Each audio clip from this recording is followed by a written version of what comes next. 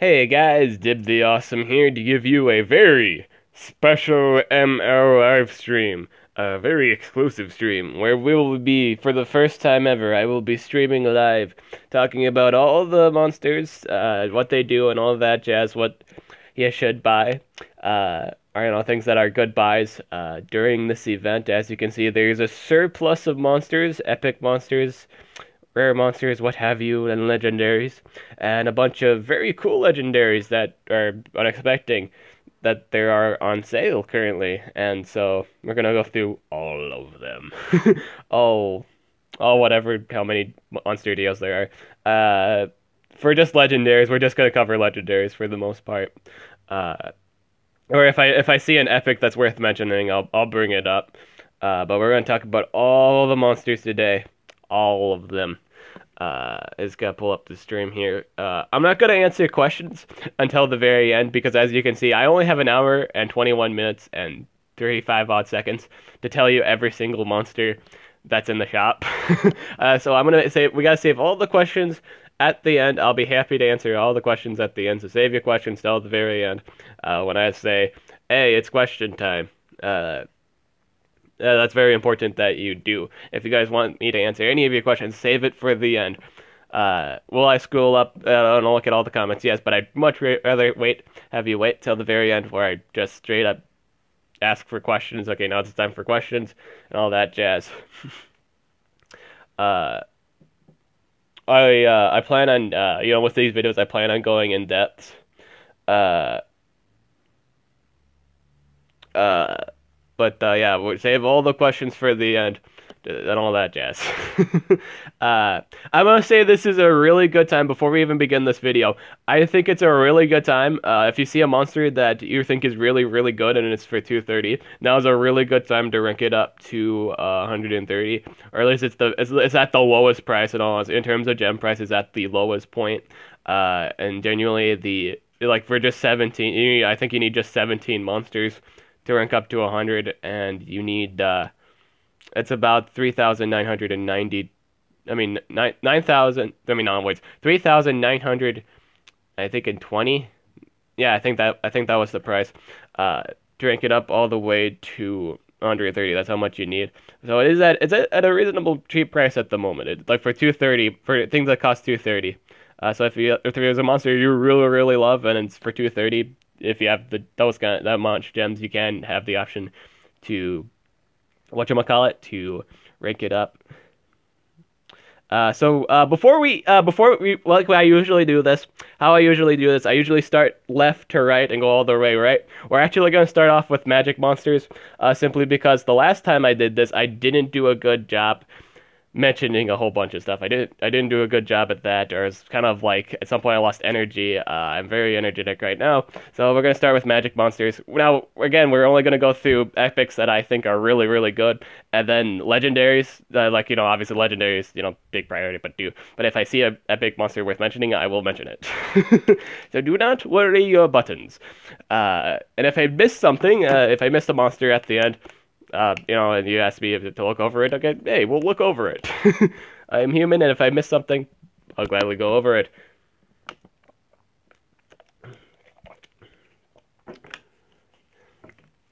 But yeah, this is all the monsters. But yeah, we'll go over all of them. Boom, boom, boom, boom, boom. I feel like you don't need to buy rares. If there's a good rare and I don't mention it, just because you can get this without having to spend gems, and you just have to wait for the event to come out, what have you. Bum, bum, bum, bum, bum. Alright, so we start off. Wait, before we even start with any of these other magic monsters, I'm gonna mention this one. I never got a chance to mention Totem or like anything like that because he was never in any of the summer sales before. So I'm gonna bring up Totem first, and then we'll start from left, all the way right for Magic Monster, just what have you for the rest of the video. Totem is a really really great support, and he's really really overlooked, which is interesting because if you don't know, if you've never used Totem before, he actually can raises your stats indefinitely. He has the power to do that. He can raise your monster's power indefinitely. He's basically a living rune. He can increase your life indefinitely. He can reduce the power, stamina, and was it life? Yeah, it was life. By 30%. That has now been changed to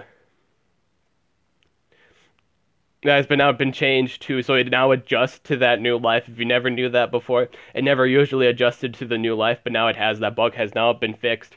Uh, and all that jazz. Really great support. Theoretically speaking, the best damage buffer in the game. Is it demise priority double damage? No. But theoretically speaking, or like just like in terms of all the damage buffers in this game, this is the one that can buff your attacker's attacker the most. Attackers attack the most. There we go. Words, there we go. He can indefinitely do it. So this is theoretically speaking, it's the best damage buffer in the game. Another neat thing about him, he's unaffected by all status effects. He's like Timeron in that regard, but he is still affected by stamina drain, so just keep that in mind. He works really, really well with Hydrotilla. The water slash thunder slash earth, if whatever have you bought him for, whatever element you bought him for, he works really well with that. He doesn't even need to worry about stamina at some point because stamina regen got buffed. So now we're gonna go all the way from left to right. If I missed anything, sorry, I'm human. But yeah, we're going to start off with Violet. Violet is basically a legendary that's used in every breeding event. It's part of the Galante family dealio. She's part of that trio. I do hold all the Galantes family. And for the most part, none of them are bad monsters. None of the Galante monsters. You can even use them in combat. It's like, in a lot of like Pokemon, not Pokemon-like games, but like games where you raise monsters, there's always that one monster that's very good at breeding with any monster or anything in the game, like Ditto from Pokemon, but it has really, really, really terrible stats or just, moves. But yeah, but that's I'm gonna answer that question. I said for 230. I said if you're gonna buy a monster for 230. yeah, I said that. I didn't say for. But yeah, if you see a monster for 230, that's the price for 230. Yeah, I didn't say that was the price for 276. But yeah, I'm just gonna focus on this for the most part. The Galante family is really, really nice. This one excels in AoEs. She has a 50% AoE that possesses 50% chance to possess. I just have that chance to do that. She has a AoE possession that does damage reduction. She has a single target poison, and she has a single target damage reduction in blind. So really, really good against other deniers. Really, really good magic monster. I'm gonna say if you don't have her yet, I'm gonna say you should wait for it. I don't think you need her necessarily right now. She every breeding event, if they're used, they come out for 250 gems usually. So you don't if you want to save that few gems, that 26 gems, you can save it. But if you need it right now, then you just want it, go right ahead. It's not bad. Just not a bad buy. Singularius. Singularius is quite a few interesting things about him. He has an AoE 50% stamina drain. That applies stamina leak. That's the coolest. Honestly, I think that's the coolest thing about him. It's not even his signature move, but he can do that, and that's a really cool move. He holds. This is his signature move now. He holds the AoE that can provide instant death. I think after 3 or 4 turns. Though it's a 3 or 4 turn thing. It's pretty much one of those situations where it's only ever helpful in a fight where you're fighting Oros that you can't kill. If you can't kill a really, really tanky monster, this is the guy to bring to those fights. It's just insta death. Bam. It's the only time also when anything with the insta death trait can even proc it. There's very few opportunities to proc your trait for insta death. This is just one of them. And even for those monsters that are immune to insta death, they can also remove it naturally with just one of their moves. Cough Cough Demise with her AoE, remove negative effects plus damage. Just the damage boost. Yeah. He also holds a single target haste and slow. That is also a thing. Lernian was one of the team race monsters. I do believe he was the second Team Race. I mean, not yeah, Team Race monsters. Yeah, totally. Team Race monsters. He went right after Hercule. He was pretty much a monster that had a lot of nostalgia to him. Like for the longest of time, people were waiting for him to come out. Everybody was excited. Honestly, I feel like the hype died out as soon as that race was done. It was just kind of like, oh wow, it's back, it's really here, cool. And then several weeks later, it's like, okay, the hype died. He is a really good in terms of applying DOTs. He's really great at it. He applies burning, he applies poison, and he applies stamina link all in nice one move. The only problem with the only problem I have with him is he's not immune to possession. That's the only problem I have with him. Beyond that, he does hold a single target stun. He does hold that, so he can stun magic monsters. He is capable of denying most magic monsters, not all of them. There are some magic monsters immune to stun. He holds a respectable speed, I do believe, of 3,454. That's pretty great. He's not as fast as some possessors, which is also, again, a problem to deal with. Mr. Flanky. Mr. Flanky is a really fun monster. He's basically, I like to think of him as Shakati, like kind of done right, or like a lot funner to use. I find him entertaining to use when I'm bored. He has an AoE 35 damage slow. He has a chance to proc slow. He has a single target 100% damage reduction. He holds a stop time move, and he holds a spammable self stamina regen. That he does damage to. It's spammable and you can do damage. I run that. I find that helpful, and he also can do AoE haste, which is also really fun. I don't think I actually run the haste. I don't think I do that. I actually just run the slow. I run him a damage dealer because I already have a bunch of magic deniers in the game. So I built them damage. That's an option. You may build them, and I went with that. He also holds a really heavy damage precision move. He can actually increase the chance of landing his slow. Unlike Shakati, he has a self. He can apply precision and increase the odds of him landing it. Of him landing the slow. I do believe. No, wait. Shakati doesn't have an AoE. I don't think he has an AoE slow. He has an AoE haste. Never mind. I'm sorry. You could say he also one-ups Shakati just because of the fact he has the AoE slow. I think the ultimate slow. I do believe Shakati's ultimate slow, but it's a basic move. He has a basic option to do that. Mr. Flanky is a really fun monster. Is he worth the price of 276? If you love him, absolutely. If you don't, necessarily need him now, get him later. He's a fun monster. He is immune to daze. It's not the most popular attacker trait in the game. It's not the most popular trait in the game. I will say it's helpful with attackers, but that's about it. And you can build him attacker, so it's relevant in that regard. Gretchen. Gretchen's a really, really strong support. The things you can do with Gretchen is kind of absurd. The only drawback is all of her cooldowns are really, really high. Except for a single target poison skill, which is like a 2-turn cooldown. But for the most part, all of her really heavy supports are 4-turn cooldowns. She holds a AoE life regen. She holds a AoE shield. 30. I think it was like 40. I think it was a 40% shield. Yeah, that was a thing. She holds a plague move. That's really bugged. I'm gonna say that's my least favorite skill, and it's another reason for that is it's bugged. One of the cooldown's high, and then the other reason is it's bugged. But I do believe it takes was it 20%? 20 or I think that was the case. I think it was 20%. I can't remember the specific amount it took each turn, but yeah, it's bugged at the moment. At least I still think it's bugged to this very day. I still don't think they fixed that. They really should fix that. But yeah, it's a move everybody runs and it's bugged. And when they see it on defense, why is it not working on the enemy monster? It's hey, it's working on you. It's working on Gretchen herself. It's kind of bad too because she could do, again, I brought back AoE life regen, and plague genuinely causes harm to anyone that's trying to heal. So that's the thing.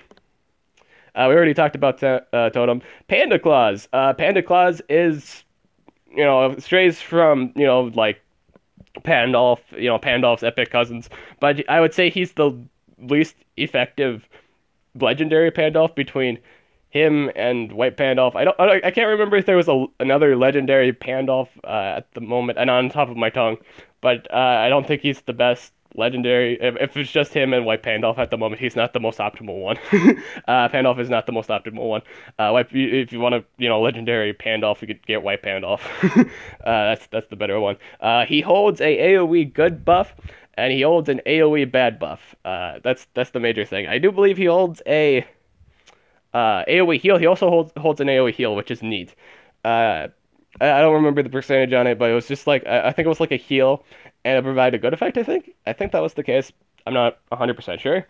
Uh, if you want him for collection sakes, in case of getting Pandolph, it's the cheapest price at the moment for that. But beyond that, don't get it. uh, Cupid. Cupid is quite the speedster. I do believe he's one of the faster magic monsters. Uh, I forgot the base speed on him, but he's pretty fast. I remember that him being his motto. He's fast, and he relies mostly on single target deny. I don't think he had an AoE blind. I don't think that was the case. I think he's all single target. He's all for the singles. He's the god. He's the god of love, and he's only for those singles. He only loves those one-hit singles, if you know what I'm saying. He has a single target stun, single target blind, I think, and he has a single target burning. He also can AoE heal. That is also a thing. So he can be used as a healer too.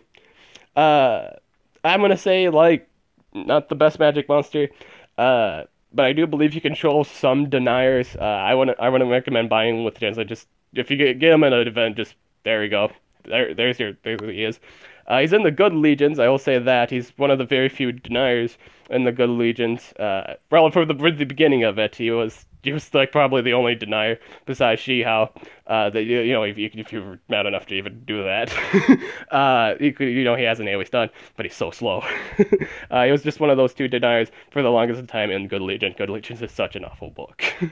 Like it was, but now it's like better. It's somewhat better. You can run things like Gamu and Brownies. That's cool. Son Cookie. Son Cookie has a lot of cool special-based AoEs. In fact, he runs real razor-face cooldown AoEs, and they're very similar status effects too. I do believe he holds a AoE blind, and he holds an AoE dage. Fantastic combo. One of the very few monsters in the game that can do the blinded daze combo, which is fantastic. Just straight up shuts down most deniers. Man, I already gotta take a drink of water. My mouth's going dry. I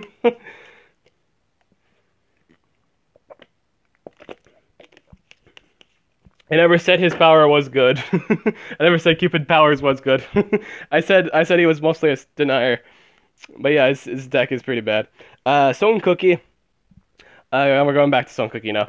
He does hold a spammable 30 damage AoE. That's fun. You can run that. I mentioned if you ever watched my guide on him, I made the Cookie build, which you build all three of the special based AoEs, the Blind Daze and the spammable one, and then you run the double damage. And then I think I did believe I said 2 speeds and a really good strength rune. The only problem with Son Cookie, for the most part, he doesn't hold the best base stats in the game, but his moves are a lot of fun. Other things about him, he does hold a self life regen and stamina regen. He holds two single target stuns. He holds 2 of those, and he. There's something else about him. His double damage also applies haste too. That was a neat thing. Monster Clutch. I want to say for the most part, he has really fantastic base stats. Really, really great base stats. The only drawback is his moves aren't the prettiest in the world. It's a lot of fun running Totem with this monster. I've had nothing but good experiences running Monster Clutch with Totem, and it's the funniest thing in the world. When you see your 25 damage AoE, spammable damage reduction AoE, deal 30k damage to magic monsters. You can imagine that was a long game, but that was actually a fun game. I actually did get all 3 coins. I actually did win all 3 coins from that fight. It was like a team war fight. It was like they were celebrating magic monsters, I believe it was 2 magic monsters and an epic. That was really fun. I enjoyed that fight. That's funny. You can get him. If you like him, this is the price. I mean, like 230 is relatively better than spending 250 on it. Get it if you love the monster. Always get the monsters you love, regardless of opinions. Is it the best competitive monster of the game? No. Is the base stats fantastic? Absolutely. It has fantastic base stats. Uh, he holds. Let's talk about his damage moves real quick. He's very, in all honesty, he's efficient in getting his stamina back too. I do believe he holds. I think it was like a 35, 40, 35 or 40 single target stamina refill, and he holds a 50 damage stamina refill. Both special based. What else about him? He has a 90 damage single target ultimate. So if you're running really high strength runes and you do get your ultimate, you're knocking something out. It's like one of those trolley things you could do, or like it's a monster with a really like a bunch of not so great, not the best moves in the game, but it has this really funny single target move that will blow up anything if you're building him damage. That's not magic, you know. It's funny. But yeah. Yeah, not the go-to choice. Choco Love. Choco Love. It's a really cool design monster. You know, he's a chocolate heart box. What's not to like about this little guy? Now I don't know too. No, honestly, I'm gonna be honest with you. I don't know too much. I do believe he holds a damage reduction. I don't know if his base stats were the best in the world. But he's a fun. I think he was a fun magic attacker. I'm not too sure on it. For this one. I can't be too much of a help with Chocolove. I just know that he wasn't. I was in the same boat with Monster Clutch in terms of moves, in terms of move options. I can't remember his base stats were all that great though too. Monster Clutch has really great base stats. I don't know if Chocolove has that same boat going for him. But the moves, I don't know if the moves were all that impressive either. Pixelian.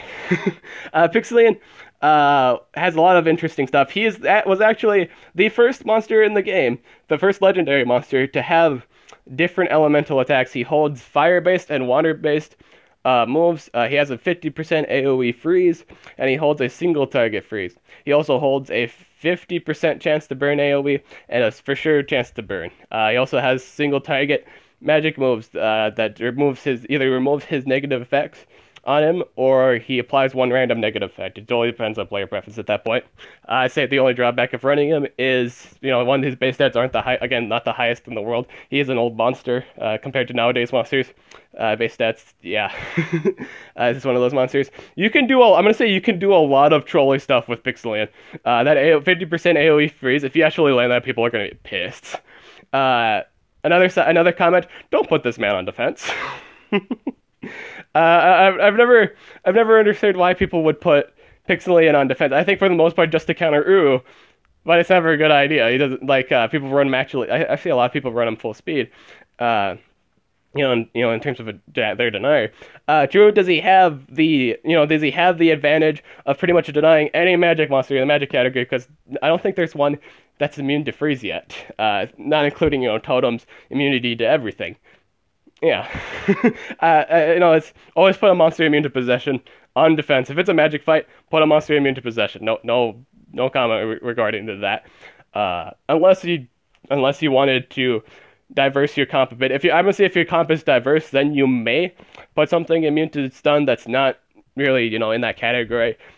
Because then you're already covered with immunity to possession. Usually, your denier or your other monster. But I guess for the most part, if it's your damage, you don't want that. I'm gonna say if it's not the damage dealer, But yeah, that's kind of why he's kind of in the underwhelming spot. He's a really trolling monster to do or use. Oh boy, I already have 59 minutes. I'm still on magic monsters. Holy crap! Hopefully these deals don't go away. Because I'm still on magic. How much magic monsters do I have left? Oh lord. Okay, we'll just get to the scenes. Vanitas is the last one, so we'll get through these magic ones real quickly. I'm only on the first round, and I'm already down on time.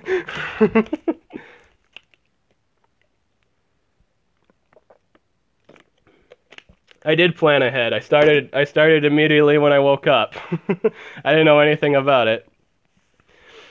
Can you do, Reptile. Reptile is a really good, if you really want to get into learning buffers, if you want to know the concept of a buffer, Reptile's a good monster to start out with. He is immune to freeze, so he's immune to meta deny, which is fantastic. He can provide himself, not himself, but others with triple damage. I think he the first one that does it. I can't remember if he was the first one, but he applies triple damage. He can do it anyway. He also can apply double damage. I'd say the drawback is he doesn't apply precision with that, but I think for the most part that's okay. That's okay. It doesn't. It's just that chance you can possibly miss, but you will for sure kill anything if you hit them. You'll kill anything. Like if your attacker hits anything with that triple damage, they're dead. Period. There's no oh what if no you're dead. Unless you use a dark-based attacker and for some reason you're using a dark-based AoE against a team that's being covered with scribe protection. That's the only time you don't blow anything up. Or like invasion. That's the only other time. For the most part, you will destroy basically everything. Triple damage is such a great buff, and this is such a great starter buffer. If you wanted to get to know the game, or like in terms of mechanics, this is a good buffer to start out with. At least to get the idea, to get that rotation in. Is he the most optimal buffer in the game?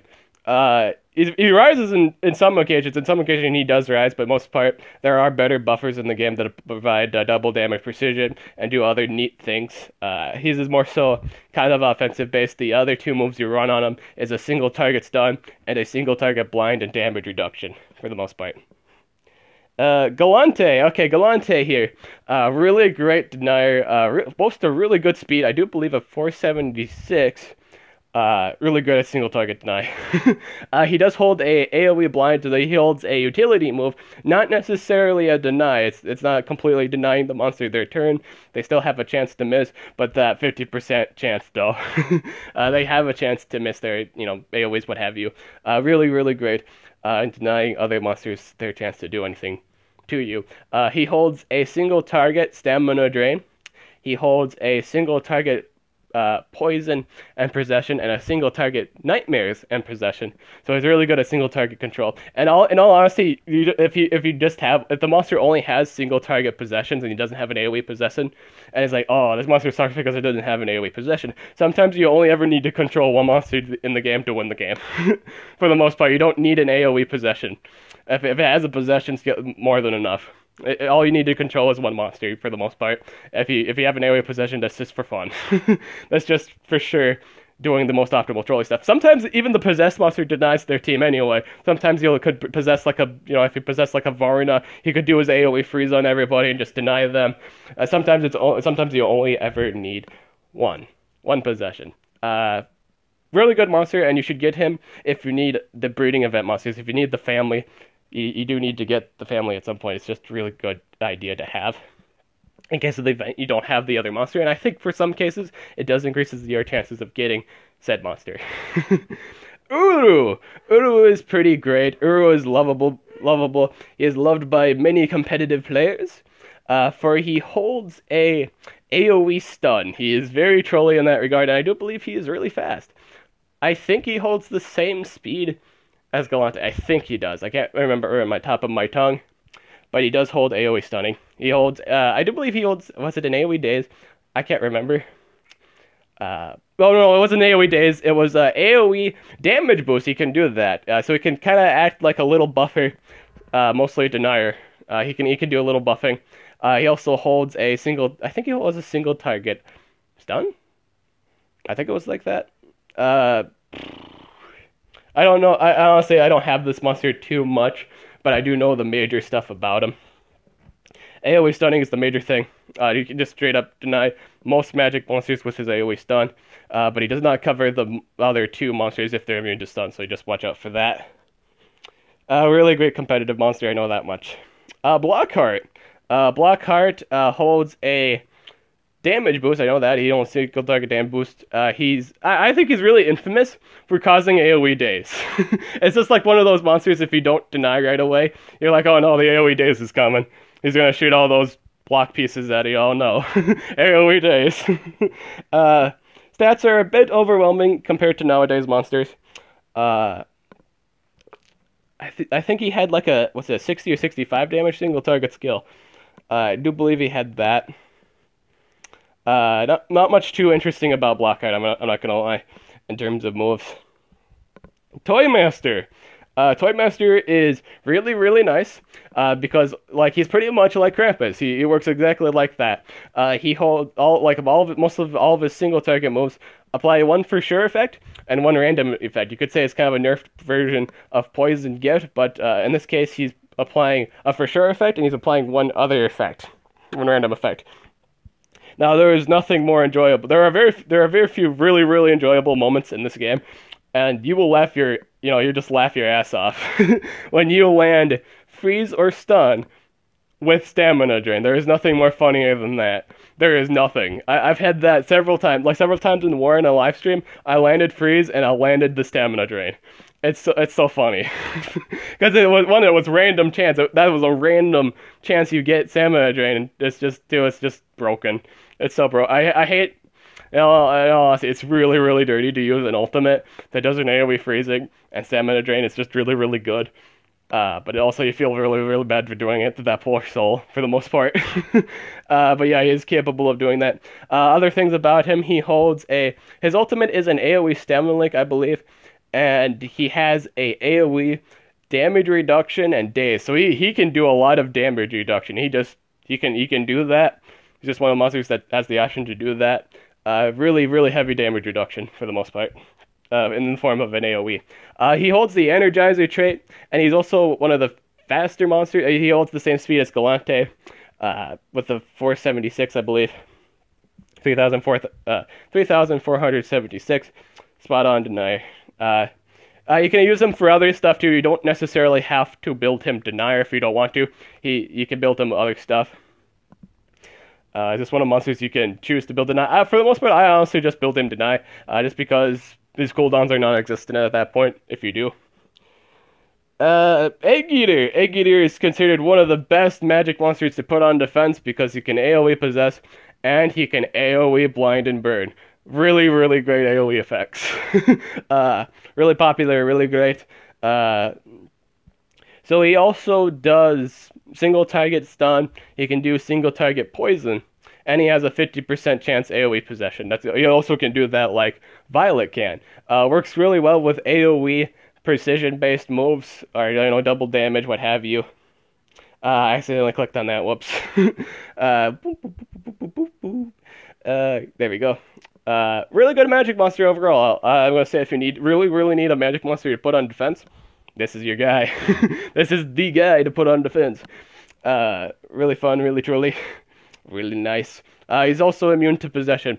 His ultimate is a 50% stamina drain, I do believe. He can do that. Let's talk about Houdini. Okay, Houdini. Houdini, man. Houdini had the worst luck ever in terms of moves. What happened after? It's basically one of those monsters that came out with a bunch of nerf stuff about him. He just had like a bunch of nerf things that all the other magic monsters had. Because immediately after that, ironically enough, it's the monster next to him, Mr. Scratch, came out with a whole bunch of good stuff. He pretty much showed Houdini how it's done. He pretty much showed him, okay, Houdini, this is how you do it, boy. This is how you pull the ropes.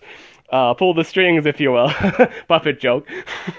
But yeah, he's just... And then after that, Super Tomato, again, just like showing him how it's done. How to be a magical magic monster. Houdini just has really bad luck in that.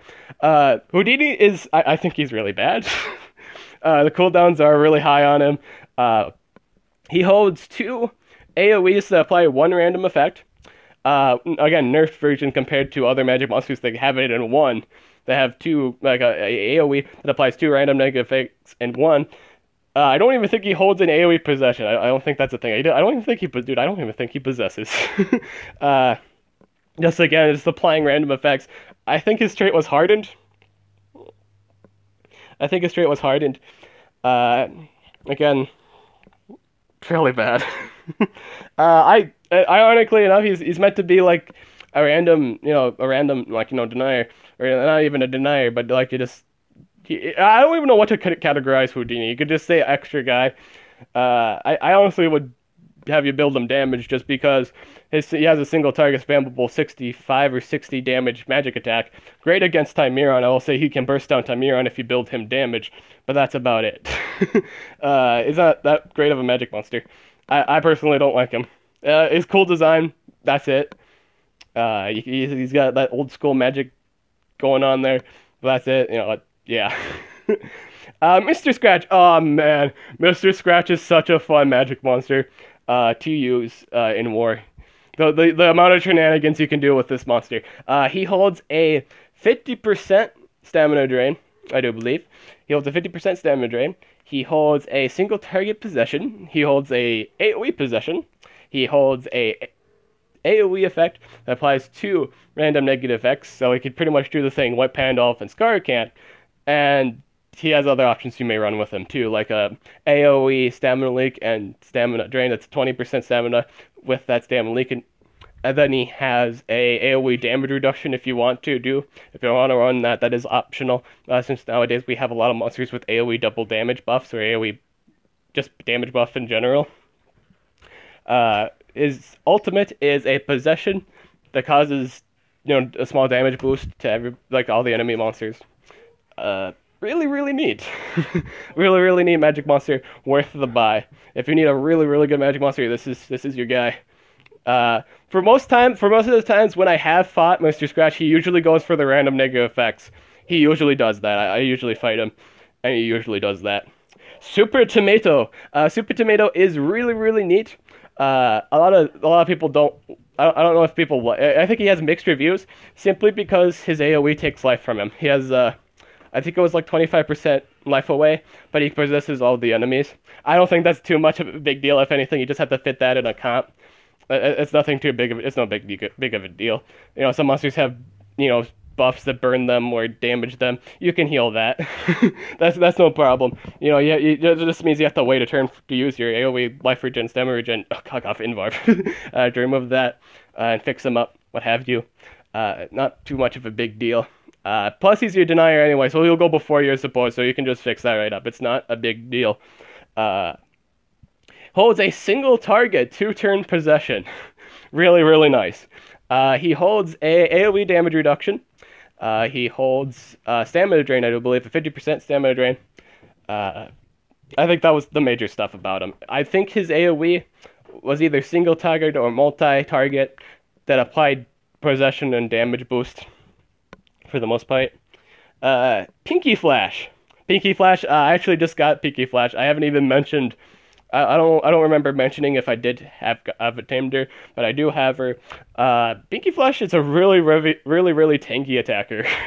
The only drawback is she carries the speed of 3000. I think it was 3030. It's a really slow monster. 3060, either 3030 or 3060. Or moral of the story, she's slow. But she hits like a truck. She holds a single target 85 damage skill, and she holds, I do believe, a 65 target magic skill. Just really heavy damage. She holds a 50 damage AoE. That's special based. She holds this is very unique about her actually. She holds a self, double damage, and double life buff. Really nice. Really, you can do a lot of things with that. I do believe her trait is hardened. I don't believe she's immune to possession, so it's kind of a coin flip if it's a good idea to put it on defense. Odds are probably not. I don't like putting things on defense that's not immune to possession for a magic fight. Better used as a player controlled monster, but does a lot of damage. Her damage is absurd. Her life is really great too. She's again tanky attacker. The only drawback is she's slow. That's the only drawback. If you can patch that problem, it's not a problem anymore. Demise. That's enough said. Demise. Just mention Demise. Enough said.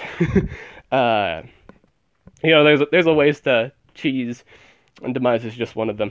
Vanitas. Vanitas, amazing magic attacker. You can't put this one on defense because he is immune to possession. Really neat thing about Vanitas, he can give self-stun immunity.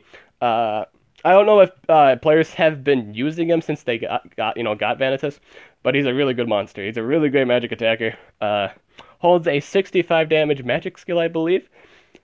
and he can do a mirror. I don't know how popular that move is compared to the other stuff in his kit, but he can give mirror to himself. I think it burns him too. I think that was for the most part it. He also has a self buff that gives him. I don't know if it removed negative effects, but it healed him and gave him stamina. I think that was a thing. So he does hold a self buff. I think it gave him a shield too. I'm really interested in looking that up now. I do not know. I'm actually going to look up that right now. I'm curious what that self move. I think that self move was really good. I don't remember what else it did. Monster Legends Vanitas.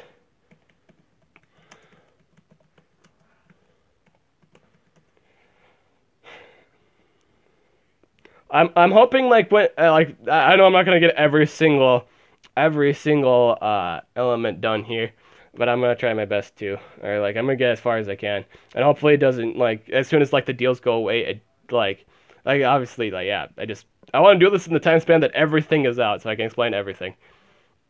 Uh, self skill.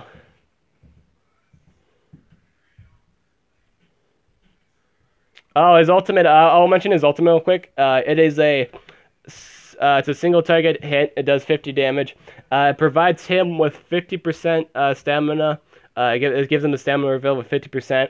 It heals him by 50%, and it also causes mirror on him for 3 turns, which is really, really strong. That is a really strong ultimate in terms of self buffing.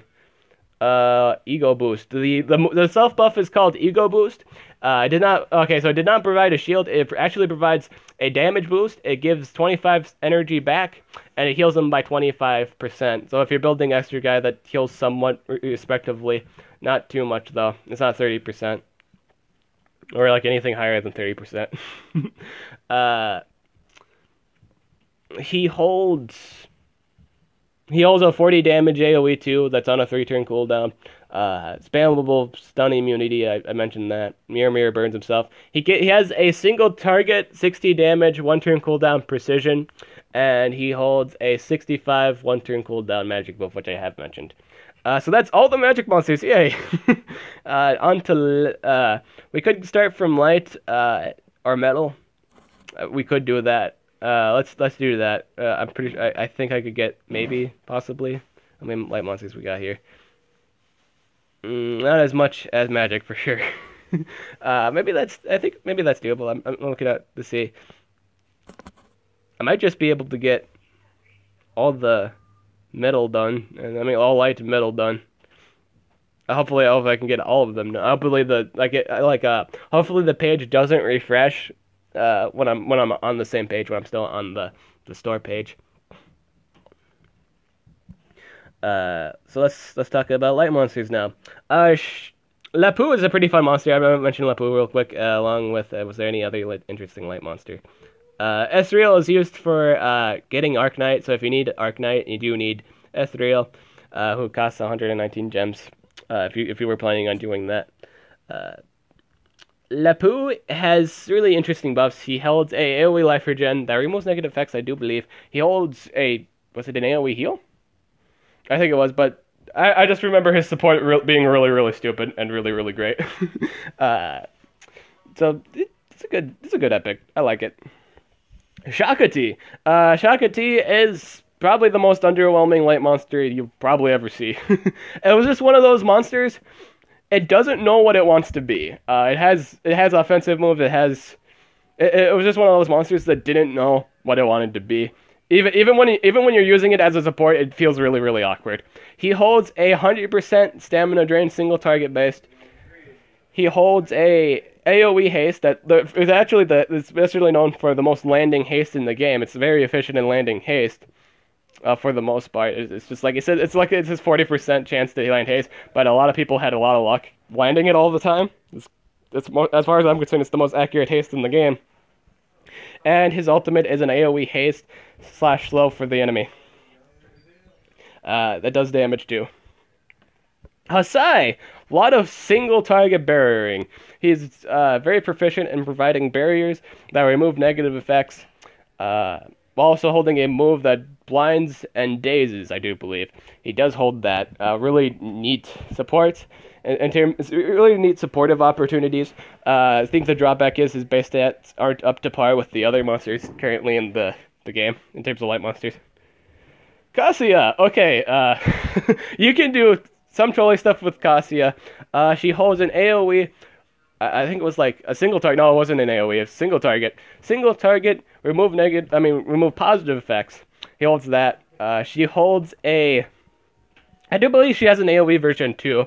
I think she did too. I'm just thinking about the more popular moves, or like I think the single target. I think it was single target remove good effects from enemies, and she had an AoE remove negative effects.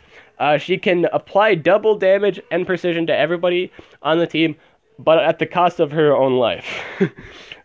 Which doesn't sound too good in a war situation. I'm going to say if you have Timeron, this monster's really, really broken. This monster can be really, really broken. I do believe, does it, I don't remember if it heals. I don't know if it heals. I don't think it heals them. I think it just applies damage boost and precision. I don't know if it necessarily heals the monster, but you can avoid killing Cassia by using Timeron. Very infamous combo. I've seen the AI do that combo once, and it cost me the game. I've seen it. It is capable of doing the combo, which was funny to me. To me, that was funny. I thought it was really, really funny. I was like, holy shit, you can do that. They have the knowledge to do that.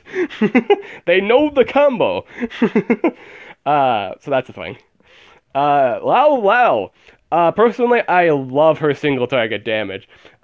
She has super attuned, sadly, not the best trait in the game, but she's honestly a really fast attacker. That holds really heavy hitting single target damage.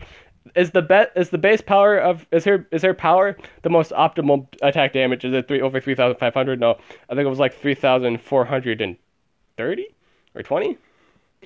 But all of her single target damage is high. She holds 275 damage single target skills. So if you have really high strength runes, you're gonna do a lot of single target damage. You just are. There's no denying. Your damage is absurd. Your damage is so high right now.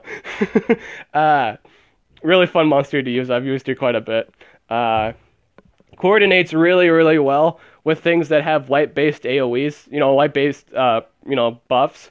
Works really well with those monsters because it procs her super attuned. It makes her trait relevant. She also holds a stamina.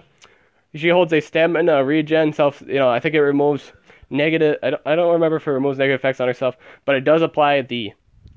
It applies the stamina regen to her. I think it removed negative effects on her too. She holds a 75 damage, remove all negative effects from herself, and she holds a 75 damage bleed light skill. That was a lot of words in one, wasn't it? Incognita, love this month. In terms of supporting, fantastic, and people would say broken support. Really fantastic. You can put this on defense with a full smile on your face because it's immune to possession. I'm gonna say the best support. I'm gonna say genuinely speaking, the best supports to put on defense are those immune to possession. That way, your enemy cannot, and under any circumstances outside of Hackster special possession skills, can take your buffs. There is no chance you will ever win a fight, unless you obviously have a room advantage or something like that. You will not win a defensive fight if they take your buffs. If they take away your toys, if they control your buffer for the entirety of the game, you have a high chance of losing. Your chances of winning just decreased, and their chances for your enemy winning just got increased. It is never a good thing to have your support, possessed. And this one is immune to possessed, and she has really nice support skills. She has an AoE double damage precision move. Everybody gets it. It's not a single base. It's AoE based. Her damage is phenomenal. She holds respectable power. I do believe she runs gospel power, and she has a 50 or 55 damage AoE that causes self life regen. Really efficient. You can build her extra guy, and it's just fine. Fantastic monster. She can remove. She can, genuinely speaking, she can remove negative effects from herself, from herself and her allies, and give stamina regen to everybody. Really great move, really awesome. Holds a one turn. I don't remember the cooldown on it, but she holds a one random negative effect to everybody skill. It hits one person though, but it hits everyone else is affected by a negative effect. And she holds a spammable blind. That's all I can remember for the most part. Her ultimate is a 3 negative effect ultimate. Really, really nice. Really, really, really great. Demise. Okay, Demise is the number one defense breaker in the entire game. Like it's absurd how fast she can end a game really fast if you're ahead. That is if you're ahead of the game, and for the most part, you usually are. Usually people only ever attack people that are slower than you. So, in the case of the event, Demise excels in situations where you're always ahead of the game. There is never a point in time where you should never be ahead of the game. If you're playing it right, you should always be on top if you're using this monster, for the most part. If you're not, something went wrong, and I'm sorry. Odds are you missed your AoE on something you really needed dead, and now you're dead. But basically, what Demise is capable of, this is the most thing she's known for. She can apply double damage for one turn, and it gives that monster an extra turn too. So essentially, it's prioritized extra turn. That monster moves immediately after her. This allows you to do a whole bunch of things with your attacker. You don't have to run your attacker with speed runes. You could run him for all damage for all you care. If you're running Barbatos or Razul, you're kind of a... Excuse the Francais, but you're kind of a dick. You're kind of for sure in your victory there. Especially if you're using Barbatos or like anything with an extra turn and precision skill. That's mean. That's mean. And essentially, if it's an attacker that can apply a deny, you're essentially just doing that at that point. If you don't kill anything at that point, if your attacker does have an AoE deny, yeah, you just denied them. You don't necessarily deny, even though Demise isn't a denier, you still run full speedruns because you get that priority. You get that immediate priority over everything else, and you can just kill everything right away. It also allows your attacker to build other stuff if you wanted to say team speed or just like anything, because you don't need to worry. You shouldn't have to worry about it not being the first one on the boat. For the most part, you will kill everything. I'm not gonna lie. I run Demise with Atlas. I do. It's a for sure way to usually win a game, for sure. Usually, unless you miss everything for some reason. That's the only time you're not winning. But for the most part, everything lands to begin with, so it's all handy and dandy. Really, really strong. I use her with Atlas, and it just sweeps the field. The amount of damage you just do is absurd. When I have double damage on Atlas, or like because I have a ranked up 2, he does around 50k. I run him full strength throughs, and he does around 50k plus damage. It sweeps everything. For the most part, you're killing everyone. Now, she doesn't have the best... I'm going to say for the most part, she doesn't have the best trade in the game. Her trade is terrible.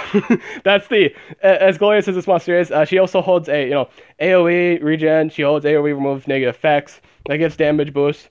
Single target, add 2 random effects to a person. Spammable blind, I love that. That's fun. She has the worst trade in the game. As beautiful as this monster is, she has an ugly ward on her. She's immune to insta-death. She basically has no trait. And even when her trait procs, even if it wasn't there, like, she could remove it anyway. Man. Is this one of those monsters that didn't need immune to insta-death because she can remove it anyway? I will say it's relevant in the case of the event. You're fighting something like... Van Oz, when he gets his ultimate and he subscribes you, that's because insta-death usually doesn't happen right away. It happens in like 4 turns from now. But yeah, fantastic support. Honestly, one of the best supports in the game. I'm not gonna say the best. I'm not gonna say the best because it's very optimal when you're ahead of the game. I think a lot of people you could say kind of like milk it too much, milk the fact, they say, oh, this is the best support in the game, honestly amazing. Most of the time we're ahead of the situation. She's not immune to deny. She doesn't have, you could say she has, beyond that, she has nerfed supportive capabilities compared to the other monsters in the game. She doesn't hold like stamina regen, like every double damage precision. The damage only lasts for that one turn. Sometimes you only need one turn, but she is really, really great. She's just fantastic support. But yeah, that's enough said about Demise. You guys already know how powerful she is in terms of player control. She is very stupid with player control. Not the best AI monster to put on defense. Not the best defensive monster, but you're for sure gonna win a game in terms of attacking unless you miss. That's the only time you're not winning. If either you're not ahead or you miss that AOE damage move. That's the only time you're not ahead of the game. Monkey is got some cool toys. He runs 3D speed. He holds single target mega stun, and he holds 100% damage reduction. Can be a really truly offensive support. He holds an AOE stun immunity. He can give AOE stun immunity. I think he did a AOE blind. Was it AOE blind and daze immunity? He also can do that, pretty much preventing enemy invars from doing their combo. Really nice support. If you wanted him, he's not bad. I'd say the only drawback is he's not the fastest. He's not the fastest in terms of speed. He's not quite the fastest monster in the game. Obsidian Diane. Don't get her. I'm not even kidding about this one. Unless you want her for collection purposes or just love the monster. Get the monsters you love, regardless of people's thoughts on them. This isn't the most optimal light attacker in the game. In fact, her combos are really awkward on her. So what she does, she applies weakness to light-based attacks. The problem is, it doesn't do any initial damage. It's zero. I think it's and for the most part, it feels weird not running it. She has a double damage haste self buff, but if you're not running the AOE light-based move, it feels awkward with her other kit. She holds quite a few utility stuff. I do believe she held a damage reduction. Was it? Sorry if you hear the background noise. Oh man, my throat's really dry.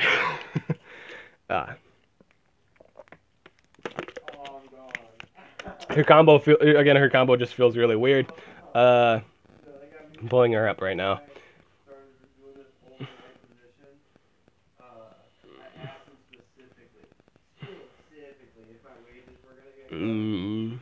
Her single, in all honesty, in terms of her light-based move, they hit relatively hard. But again, it kind of requires you to run the blazing weakness, or the AOE that causes random negative effects. Sorry if you hear the background noise again.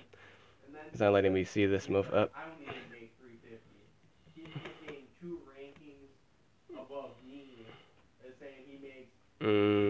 It's a 50% weakness too. That's even more so.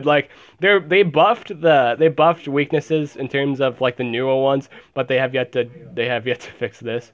There's still 50% weaknesses. They might as well just buff it.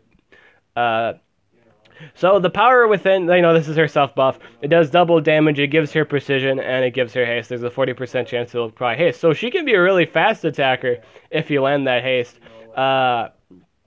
But the problem is her base speed isn't that high to begin with. It's her base speed is 3,388. The power is 3,432.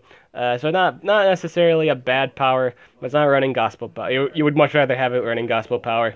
A lot of her single target base skills. So yeah, it wasn't actually that was an AOE damage reduction. Okay, so she holds an AOE damage reduction and she holds an AOE blind. It kind of makes you feel like you have to run that weakness to the light because it combos well with the other moves. Her single target skills, it turns out her single target skills are only base of 55. I thought they were higher than that. even with at least the positives of running it, they have really high base light moves. They're not the highest in the world, 55. 55 for both. Her alt combos well with blazing weakness. That's it. Or the weakness to light. It's again, yeah, I don't get it.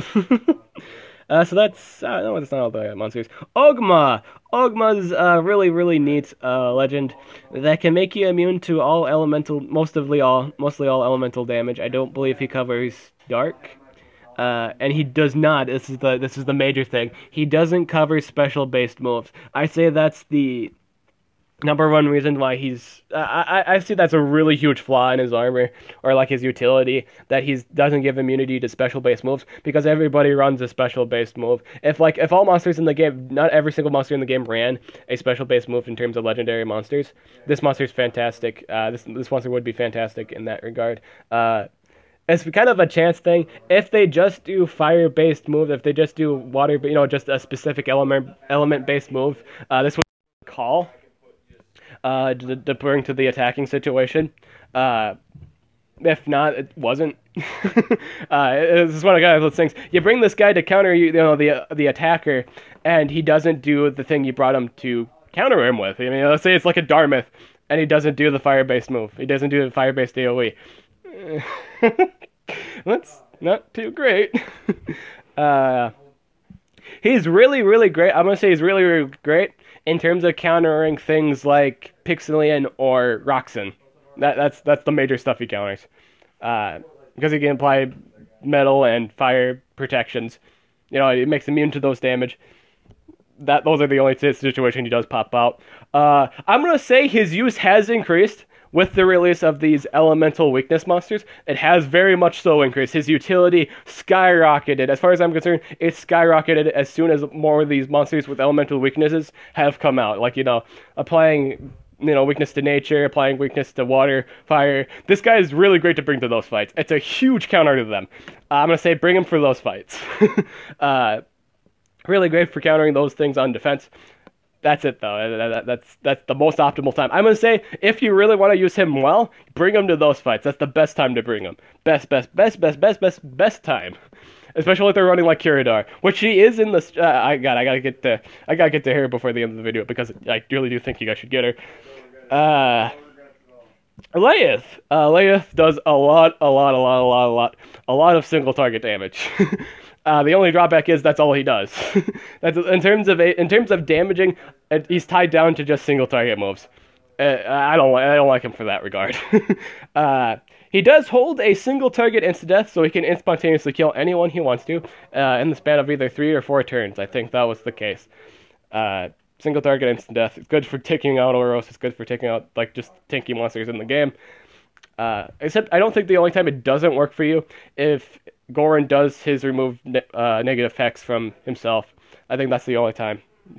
That's the only, and as far as I'm concerned, in terms of tanks that could deny him that instant death, Goran, I just straight up the bat, Goran, get just nope, nope, instant death.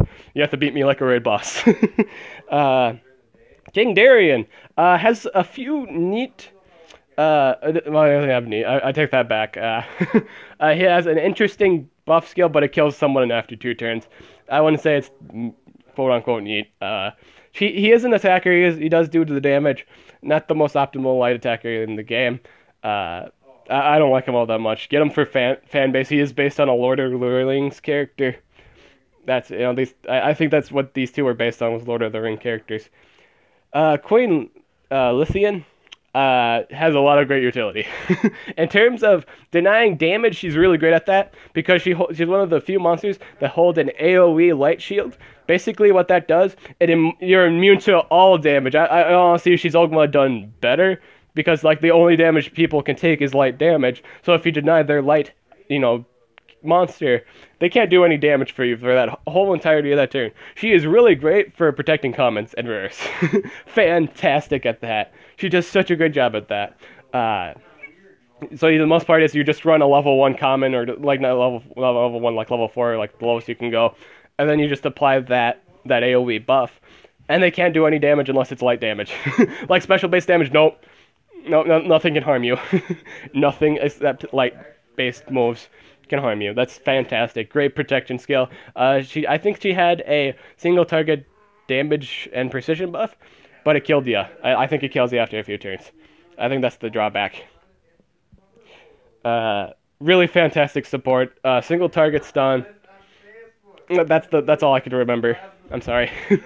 Lux. Lux is again. I mentioned Reptile in the beginning. Lux is also a great beginner buffer. Single target damage and precision. AoE stamina refill and remove negative effects. Spammable light move that does a lot of damage. Fantastic beginner support.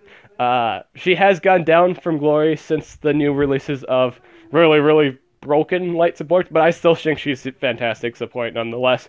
Being able to remove all negative effects and refilling your stamina, really great in a day where everyone uses 50% stamina drain, or they're just stamina drain in general. Really great at fixing your monsters and fixing them back up again.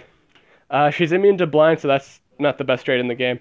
But it means, yeah, it's kind of irrelevant too. I'm gonna say that's really irrelevant, because she can like fix blinding, she can fix days, just like status effects in general. So that's really really worthless. I'm not gonna lie, that's a really really worthless trait to have. Since she can just remove that to begin with, she has the power to remove pretty much anything, pretty much. RN, or AKA Bucket Hill. I like to, call him my RN Bucket Hill. Bucket Hill. RN is a really, really great he's a really great tank. You wouldn't think he would do damage, but he has double damage on him, so at some point he does do absurd amount of damage if you build him, especially if you build him extra guy and you're building him really good and nice runes. You could say some drawbacks. I haven't even mentioned the good stuff yet. Let's just mention a drawback or two. One, he holds damage return and shielding, and that never goes together. It's like an odd romantic couple that just don't ever get along, but they'll have a few moments where they'll get along, like especially, or just like one leaves a while and like, oh hey, I missed you. Hey, swip swap, tag team. It doesn't ever go right, because when you have a shield up and you have damage reduction up, it doesn't return that damage. I mean, like if you're taking the shield, you're not taking any damage, so the damage return is not exact, because you're not taking any damage unless they fix this in the future, where you can have like a shield up and then return damage. That would be cool, because he holds a 70 or 75 damage return, and he also holds a 50% life shield that applies damage boost and precision. Really nice. But yeah, you can do that. Another thing about him, he has no self-sustain. Like, he can't heal. If he could heal, that would be so great, but he can't. You can't heal. That's a huge drawback. Here are good things about him. He can taunt. He's immune to possession. He can draw in all single target attacks and put up a shield. So he's gonna be sponging damage. He's a great damage sponge. He's really great at drawing in single target attacks and sponging it. It's laughable, especially if you're running a really really nice life rune on it. He holds a spammable damage reduction skill. So in the case of the event, you go before the enemy attacker and he has damage boost on him, you can remove that. You can just like say, nope, get out of here, and deny them that in spontaneous winning glory. He holds a 70 damage light-based AoE. I'm going to say that's really, really relevant. I'm going to say that's really relevant in the case of the event you have double damage up. It is so funny. The amount of damage you do with damage, since you have damage boost up, obviously the damage is increased. Even though he doesn't have, I don't think he has the highest base attack power in the game, but with that plus double damage is so stupid. You will kill everything that's not light-based if you have double damage up. It's funny. I've had that in cases I've needed it. Hashtag bucket helm, guys. Hashtag bucket helm. That was the last light monster, so we got light done. Out of all these monsters, if you're a beginner, and I didn't even mention light monsters to begin with, if you needed beginner monsters, or like your straight up monsters, I'm gonna say if you need something for defense, get Incognita. Great defensive monster. Looking for a bit more of a player offensive, Demise. best offensive light monster, or just like the best offensive light support. That's really a better wording. When you're ahead, I would say when you're ahead, best light support to bring. When you're ahead of the game, bring Demise. You will spontaneously win. If you don't kill everything, like the odds are everything is dead or either denied at this point. You can just clean it up. It's no big deal. The only time it is a big deal is when you miss everybody. I will say that we may have those rare occasions where you do miss everybody, and it's like, well, crap. My whole idea was to kill you spontaneously, and now I've missed that. Oh no. But really great. I recommend these two monsters. As far as I'm concerned, these are considered the two best light monsters in the game at the moment in terms of supporting. Aran's a really fun tank. You just need to give him some healing, to give him some more sustainability, and he'll do just fine. He'll do just fine drawing attacks, single target attacks. If you give that man some sustainability, you're gonna be good to go. Really great. I like his tanking ability. Really nice, really great. Metal monsters. Let's talk about metal monsters real quick. I'm just not even gonna mention epic. We're just gonna keep talking about legendaries for the most part. Oh man, this is if you weren't expecting to be this a long video, wow, you guys are so wrong. Oh, man.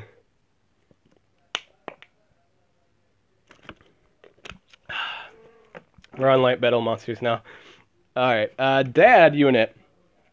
Now, Dad doesn't hold the strongest base. It's one of those monsters you wouldn't think would ever even be considered a harm to you. Just because the base power isn't the highest in the game, 3,000. I think it was just in the 3,000s, 3,060, I do believe. You wouldn't think he would do a lot of damage. If you're fighting one with really good strength runes, you're underestimating it. Because he's able to do the magnetism combo. If anything, there are very few. I don't really like running the magnetism combo with most metal monsters unless they really excel at it. And that unit is one of those monsters that really excel at it. Especially paired up with another metal monster. You can use him as a setter too. Reason for this being, he holds a 35. Okay, so the 35 damage doesn't seem all that impressive, but he does apply magnetism. He holds a 50 or 55 damage metal-based AoE that applies magnetism too. The damage is absurd on it. I would say for the most part, it can be really absurd. It can be very misleading. You wouldn't think this would hurt, but if it does this combo, it hurts a lot. It hurts a lot. Is it as good as 80%? No. Is it 50% still? Yes. Does it still hurt a lot? Yes. If he gets this combo off, you're taking a lot of damage. He holds the hardened trait. Again, the base power is the only thing that displeases me. That's kind of why they don't like it too much. He holds spammable daze and a spammable stun skill. He holds two of those. I run them. Really good utility. His trait is hardened. You may run. He's got an AoE 30% shield. You may run that. I don't run it. Trait is hardened. Base stats real quick. His base stat. I really like. He's a really tanky metal monster too. Sometimes you gotta enjoy tanky monsters. You can take quite a few hits before going down. Am I saying he's the most broken metal monster in the game? No.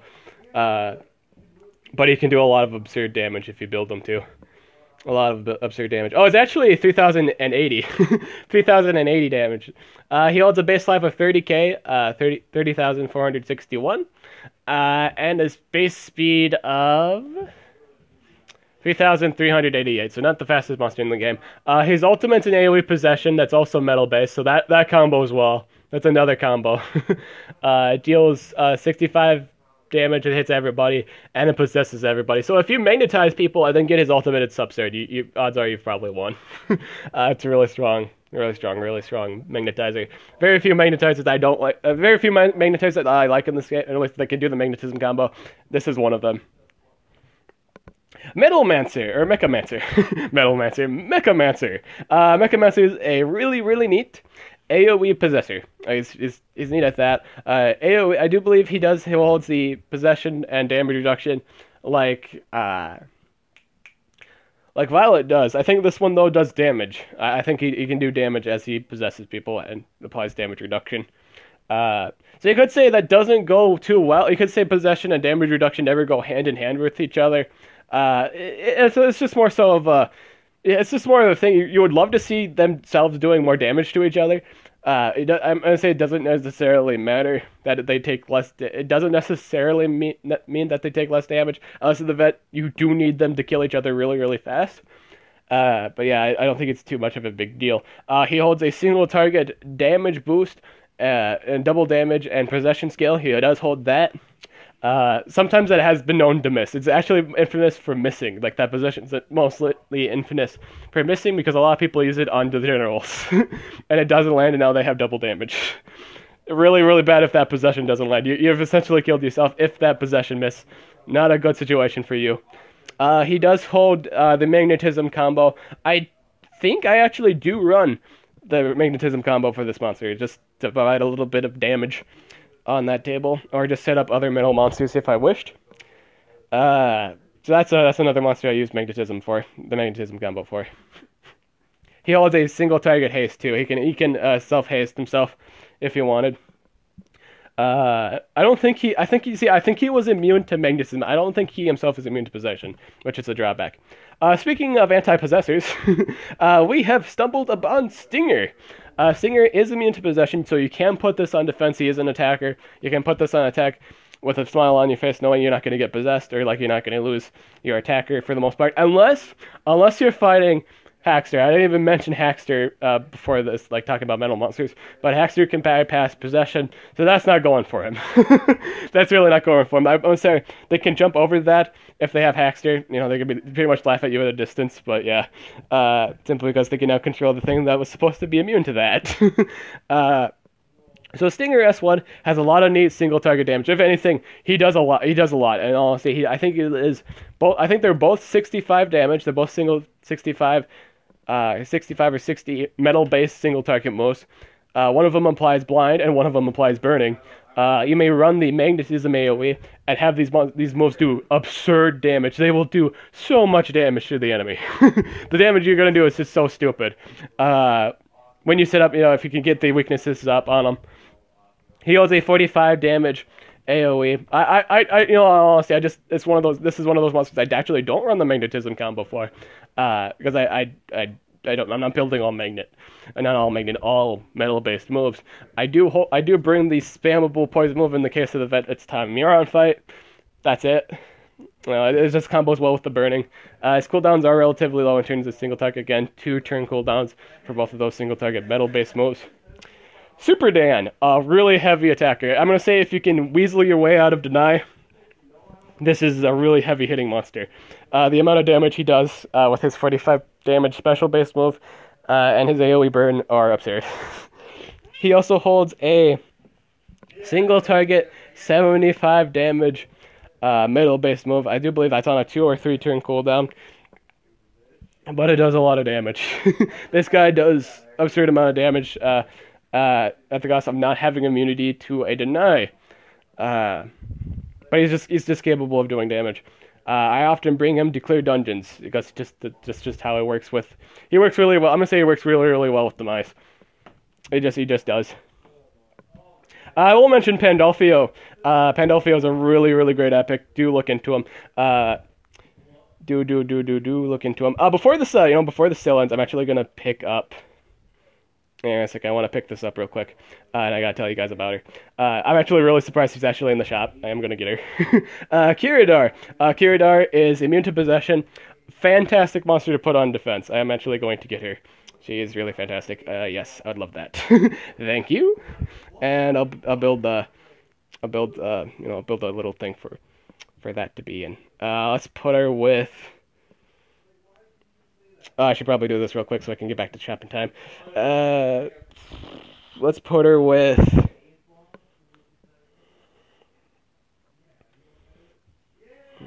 Oh, we gotta put her somewhere. Let's put her with these guys. Let's put them with these cool cats over here. Bam. We'll build that up for her later, and we gotta go back into the shop, go back to the metal category, and continue our adventure. But yeah, what she does is she has an AoE elemental weakness to nature. She's immune to possession, so it's great to put on defense. And she has a 45 damage AoE. She is really strong. really nice. Really great. Really great monster. But yeah, back to Pandolfo. I'm sorry for sidetracking. Pandolfo, really nice epic. I have him ranked up to 2 or 3. Really fun to use. AoE bleeding, has an extra turn magnetism, skill single target best, single target bleed that does a lot of damage, and he has a stun. Really nice. I'd say the only drawback, he's immune to burn. He doesn't have immunity to deny. That's just the thing. Arcade, I really like Arcade. You haven't seen me use Arcade in a while. I don't like the current room build I have for him at the moment. I'm building him full damage at the moment. I have him at full damage. I've got to change that at some point to do damage. And I think the reason for that was I took the speed off him. I actually took the speed off him, so or like the speed or. I don't know. I'm thinking about it still. I'm still thinking about what I should actually build on him in terms of rune sets. I was like, I don't want to build him 2 speeds in a straight. I don't like that. I hate that build. But yeah, odds are there's going to be 2 strength and probably a speed or something like that. That's probably what it's going to be. Arcade's a lot of fun to use. You can never have a bad time when watching this monster do its attacks because it references Donkey Kong. It references I think it was Galactus. I do believe he references that, and he references Pong. I think that's the name of the game. He pretty much references the first game ever made, which is funny. I enjoy this one. This monster's moves is so much fun to watch. He is faster than Timeron, so you could troll enemy Timerons. You could take away their stamina before they can do their neat utility. I think that's funny.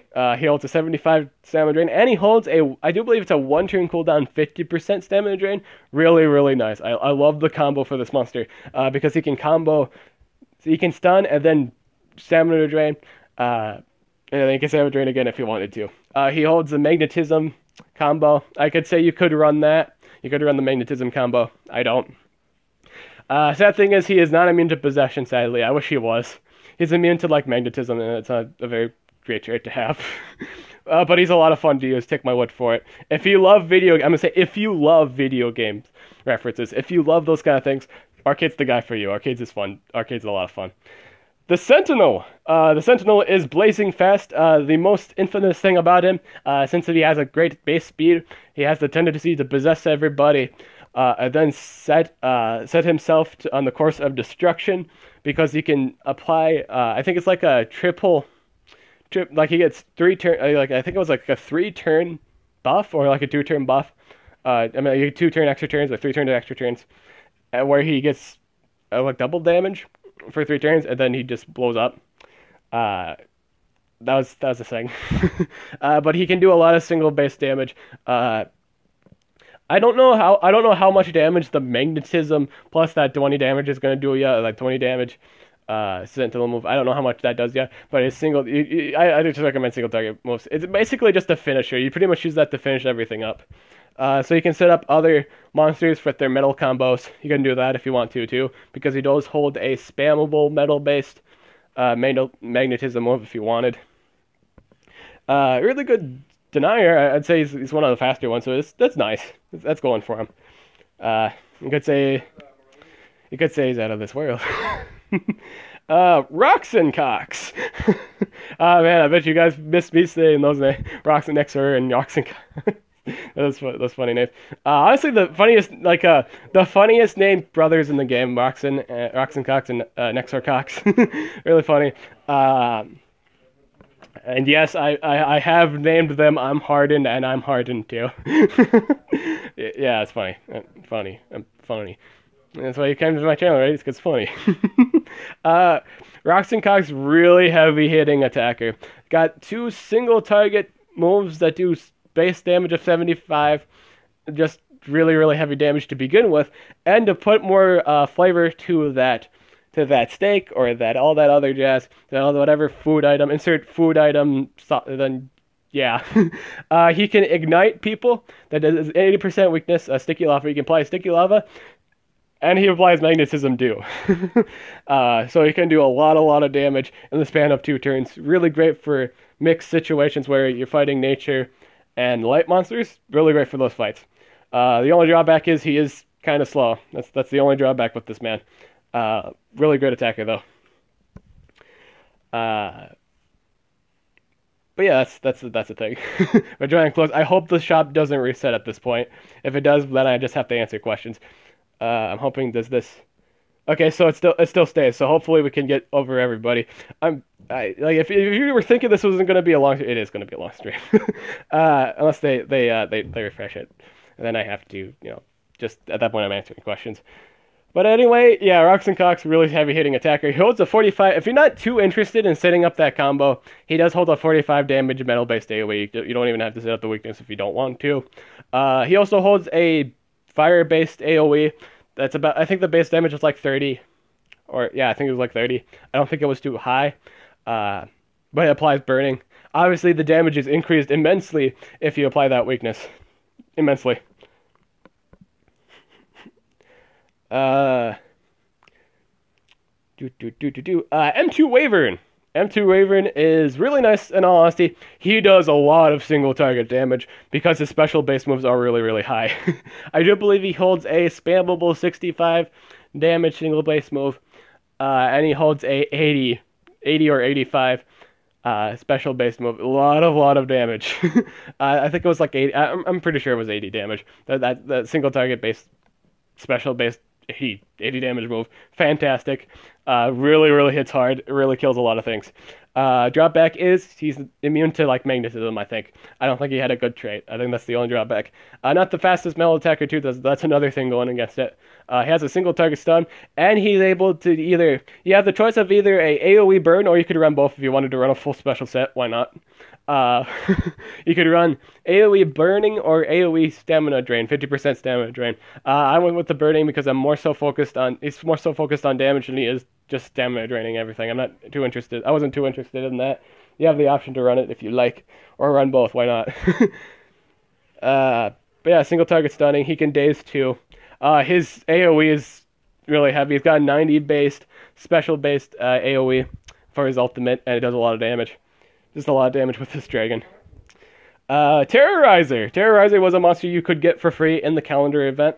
Applies damage boost. I hope that I mean like double damage. I hope this video is getting. I hope this video isn't getting boring for you guys. This is just what I would do. I thought this would be like a special occasion. Like I don't usually live stream this, but hey, I'm live streaming it now. But yeah, this applies double damage. He can apply himself with double damage. He can. I do believe he sets up accuracy too. He can set himself up with accuracy. He's got really good, strong base power. I do believe he runs gospel power with the really strong base moves. Sadly, he used to have a 45 spammable AoE. It's still 45 damage, but the cooldown's no longer spammable. I do believe it runs on normal cooldown at this point. I think that would have been fantastic if he was the first monster to have a spammable AoE. That'd be really broken too, but it would be so good against Timeron.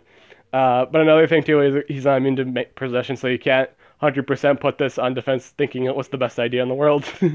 But yeah, he does a lot of damage. A lot of people are cut off guard by it. Good single target damage. I'm going to say it's really bad if you do miss a deny on him. You can do a lot of damage to anything, really, if you wanted to. I also like the fact he has a move called Headshot, and he literally just goes up and gives somebody a headbutt. That's the funniest thing in the world. Don't give me that shit. That's really funny. Really funny. Man, it's hilarious. Hercule the champ. Oh, I should have gotten Hercule too. Maybe I might think about it some more. But Hercule is the champ. Yes, that's a DBZ reference, and yes, Hercule is also still a champ. Even at 100, I still think people should pick up this monster just because of how great he is. He has immunity to freeze. He has that going for him. I do believe it's like either a 75 damage skill that's on a 1 or 2 turn cooldown that's special based. He has a 1 turn cooldown. This is the best thing about him. He has a 1 turn cooldown, extra turn move that gives him stamina. I think it possibly heals him a bit too, and it removes all negative effects. So the only thing that hinders this man, this wonderful champ, Hercule the champ, is stun and stamina drain. That's it. That is the only thing this man is bothered by. Or mega stunning, that's bothersome too. But you get my point. The amount of it's pretty much an attacker. You don't need to build him speed. This is one monster that you can. Forgot to put on the do not disturb thing on my phone, so I get the notification. This is one of those attackers that you don't need to build speed to win. This is one of those attackers that doesn't care if he's the last to go. It's just not. You could say he is improved Atlas. You can say that with 100%. He is improved Atlas. Here, I'm gonna pull him up right now. Actually, I do believe his special was also a 90 based. It was a 90 based special AoE. Really fun to watch. It's pretty much he summons Punchy to blow everybody up. That's funny. That's really funny. Oh man. But yeah, I'm pulling up right now. Boom. He also can give himself a shield if he wanted to. Let's see, a Field Day. He also has damage return. He has a 2-turn cooldown, 60 damage. A single target skill that applies damage return on him. He can return damage if you wanted to. If you want to build him like that. I would rather build him for give him a shield because it scales with his life. He holds a 7. Okay, so it's not a 2-turn cooldown. I'm sorry, it's not a 2-turn 75 damage single target skill. It's actually a 3-turn cooldown. But it does a lot of damage.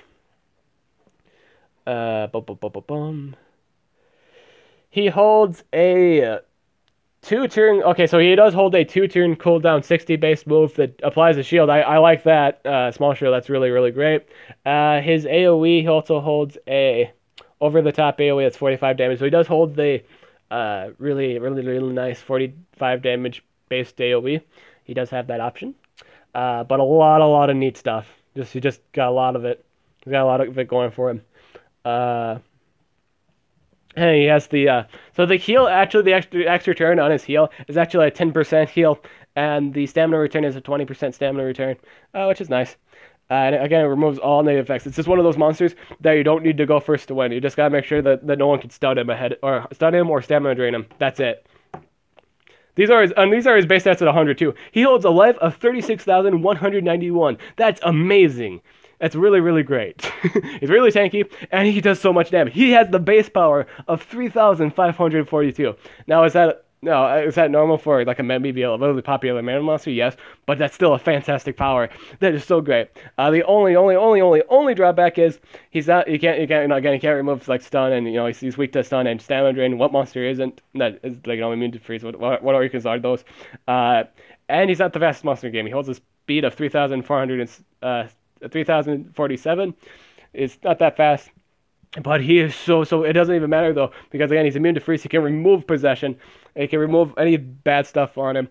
Really, really great metal monster. I highly recommend getting him. I think I'm gonna get him on 7.2 just because Hercule the champ. Hashtag everyone put in the comments right now. Hashtag Hercule the champ. Hercule the champ.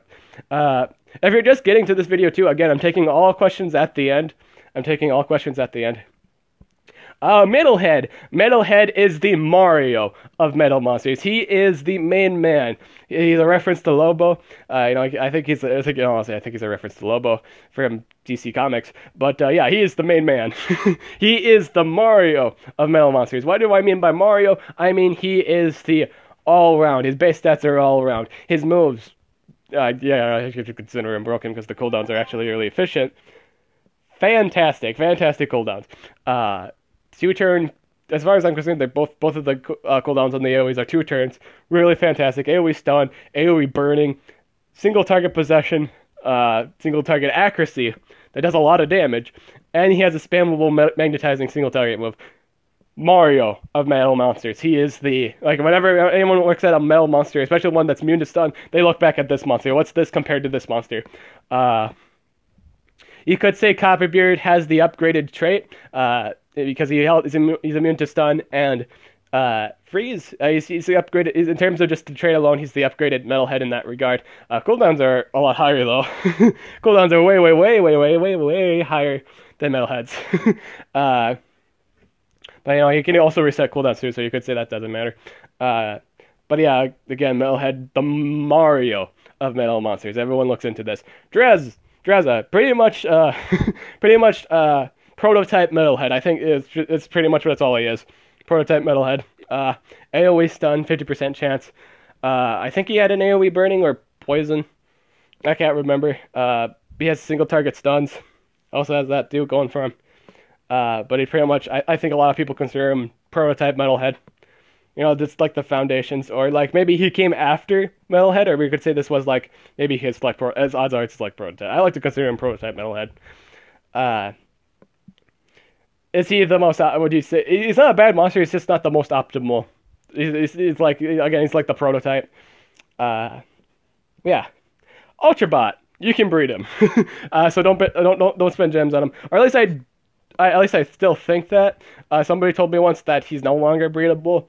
You could try and breed the beetle and Anubis to see if that's the case, or like the epic beetle. I mean, like the raw beetle. But yeah, I don't know if this thing is still breedable at this point. A lot of AoE damage. In terms of AoE damage, he is really great at that. Spammable AoE, 30 damage based, 40 damage AoE, and a 35 damage AoE, I do believe. Has an AoE, not an AoE stun, single target stun, single target possession. Not possession, precision, I'm sorry. Not possession, precision. I can bump his accuracy. Got a few neat things about him. That's it. I'm gonna say breed him to make him worth it. You have to rank him up to make it worth it. His base stats aren't the most optimal in the world. It's the best thing going for him, I would say, was his speed. He has an impressive base speed. Timuron. Really great monster. Really, really great monster. Immune to everything in the game except stamina drain, of course. That's not going for him. He hates that. Absolutely hates that. Hates being stamina drained. Worst thing that could ever happen to him. Uh, holds a lot of great support. A lot of people call him the best support in the entire game in the world. For quite a few reasons. One, he's immune to all deny, except against stamina drain. That's the only thing he doesn't cover. He can't be possessed. He can't be frozen. He can't be stunned. He can't be tossed into a wall. He can't be. He's just one of those things, you know. He is the unbreakable part, almost unbreakable. You know, he's kind of like the Juggernaut. He's got only one weakness, and that's being drained of his stamina. You think with being a Time Lord, you could go on forever. No, at some point he gets tired himself. He has a single target extra turn stop time skill, which pretty much is a stun. There is no monster in the game at the moment that's immune to stop time, except obviously for things, that have the trait themselves that have spirit or like, time machine or like artifact, like Timuron has. That's what's the trick card is artifact when you're immune to everything in the game. Oh boy, that's a lot of words. He can reduce anybody's health to his exact health. He can do that. It's great for breaking auras. It's great for breaking down those really tanky boss monsters.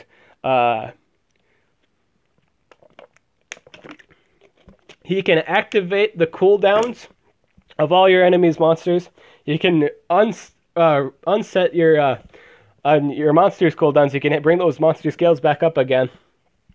And I think this is one of the best things about him, but nobody runs it. He has an age move that takes so much of your power away. You swear, like, I do no damage at this point, because you don't.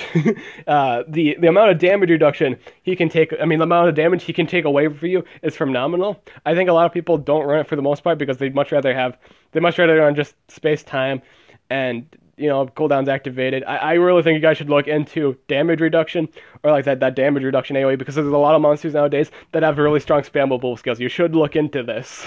Especially put it on defense. I like, most part, like when you put Timuron on defense, people are going to bring things with cooldowns, low cooldowns to begin with. I think it's just a phenomenal idea to bring a Timuron with damage reduction. That damage reduction is so strong. I hate it. I hate being applied in dungeon fights. That's the one thing I hate when doing dungeons. If there's a Timuron and I haven't killed it yet, and it does that, I am not happy. Because I do know the damage is so well. Again, you don't do much damage at that point. Your damage is hindered for a long time. And he can daze too. He also has the option to do that. Hashtag damage reduction build on Timuron. Make it a thing. Really great supportive metal monster, considered one of the best in the game. I'd say that. He's one of the better ones. In all honesty, I think the best support of the game, just the top of the top, just because just in terms of how powerful the protections are, I really want to say it's Bowtie. Because it can pretty much make you immune to advanced possession. He can make you immune to advanced stun. There's no reason why he shouldn't be considered the best at the moment. They're considered the best support. In terms of, like, just straight up protecting. Dude, that's so strong. And he's so tanky too. 34k life. Oh, Lord. At 100, he has 34k. That's absurd. And space speed is nice. Just strong control. Oh boy, I need a drink of water. Oh, man. Let's see. I could take the time to look at your guys' comments and see what's up. Hey, we got Hercule the Champs. We got Hercule the Champs up in the crib. That's cool. I'm liking that.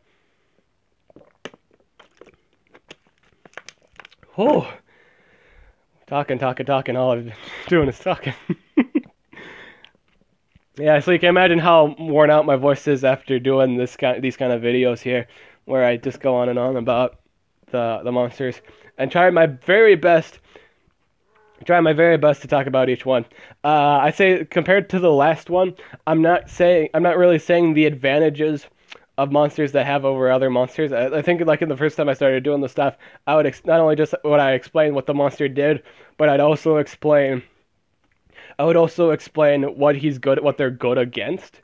I think I've been doing that for some stuff, like, the AoE stunning thing, for magic monsters. I've been doing that, but I haven't been giving specific counter examples.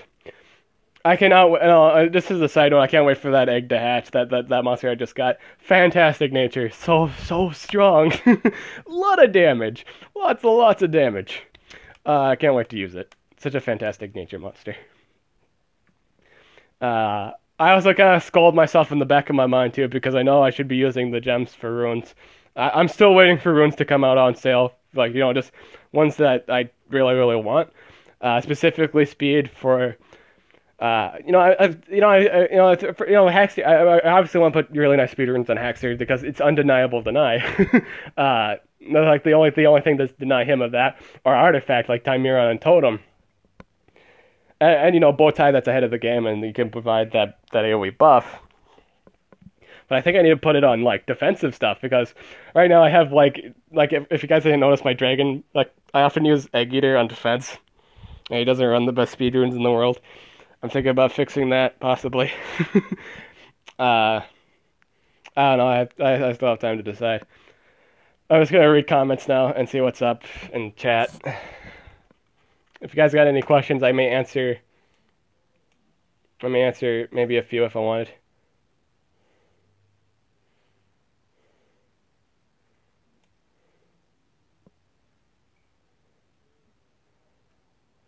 You know what? What's weird? You can have bad effect when you use items. Oh yeah, I remember about that. Yeah. Yeah. When you use items on them, yeah. That's really weird.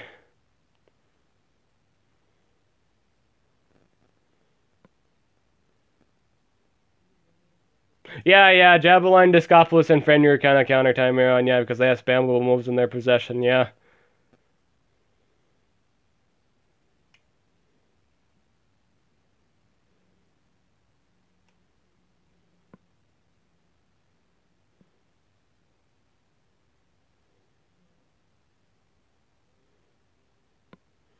I don't visit islands anymore.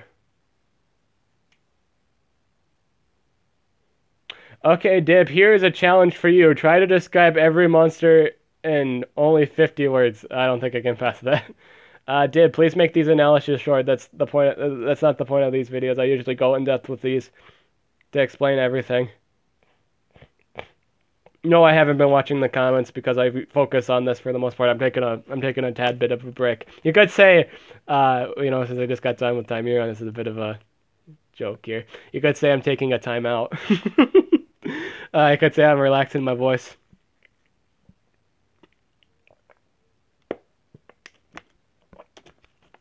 Dib, you should only do analysis on the monsters that are worth buying and not terrible. Well, I like to explain everything. That's kind of the point of these videos. I like to explain everything.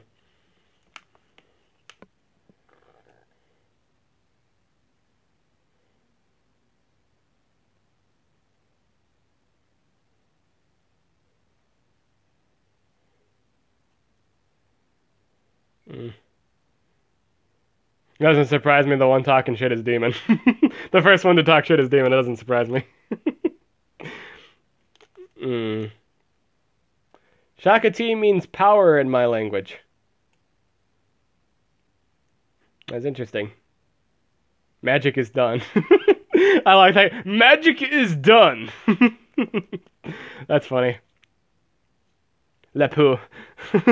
Thank you. I'm glad you liked how I pronounced it. Lepu. It's kind of got a French accent. Skip to special element. That's pretty much every legendary monster. I should have probably done that. That's probably could have been a thing. I guess you could say this is more organized.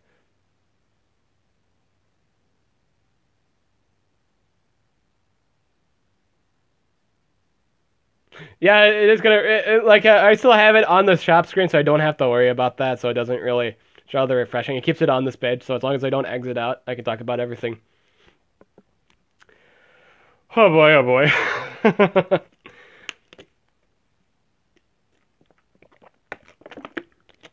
Wake me up when Deb is done with magics.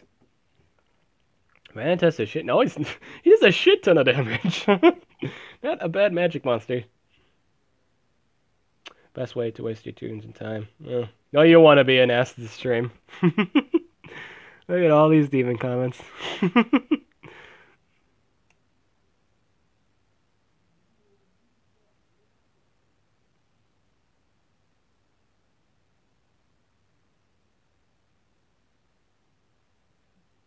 Can I talk about Lao Lao? Oh, I've done that already. My opinion, she's alright. Hey, Dummy's in the stream. I don't know if he's still here though, but yeah. I don't know if I don't know if I named him after Doll yet, but I was planning on doing that.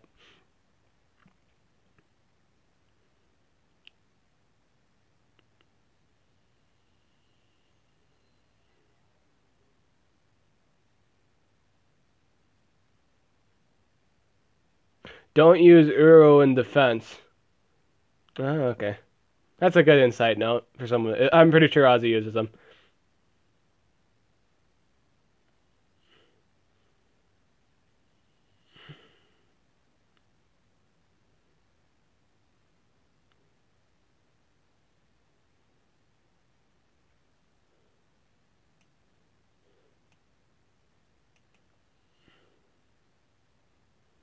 Mm.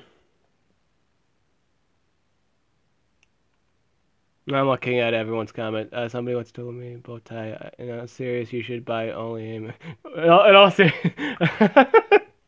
I'm actually gonna make this the. I'm actually gonna make this the comment of the stream.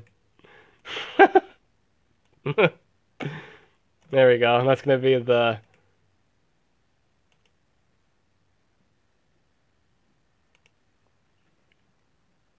It's gonna be the comment of the stream. In all serious.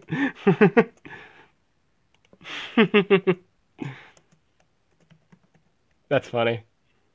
Krampus 2017. That's funny.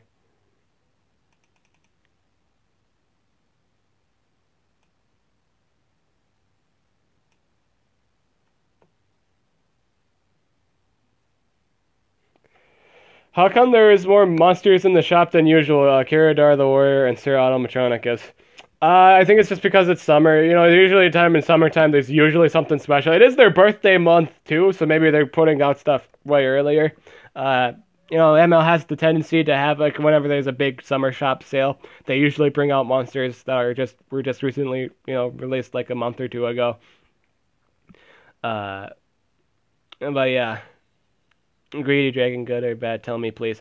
Greedy Dragon is good. I've used him in some fights. I've used the meta. I've been using the meta build on him. The meta build for him is a strength and 2 speed, and I don't know. I don't like it too much. I don't know. I don't like the quote unquote meta build for him. You know, people build him that. I'd say is an alright. People consider him a really great competitive fire monster since he can do extra turn. He has life steal, which is, you know, scales with damage. So if he's spelling really good damage, that life steal gets better and better. He has an AoE burning, he has an AoE stamina leak. And that's it for the most part. Alright. It's time to get back into gear. Now we're gonna talk about I don't know. You know what? If you guys want me to, I can just talk about monsters that I think you should buy. If you want me to at this point. Why not? I'll talk about monsters that are worth possibly getting, you know, what's worth the buy, what's worth the bang of the buck. Rather than go through every single monster. If you guys do have a comment on a certain monster, let me know. But you know, after I've gotten everything done here, I'll just go over monsters that I think you should buy, rather than every single monster, because apparently you guys don't want to hear every single monster. That's what the chat seems to be. I usually just do this to talk about every single monster in the game.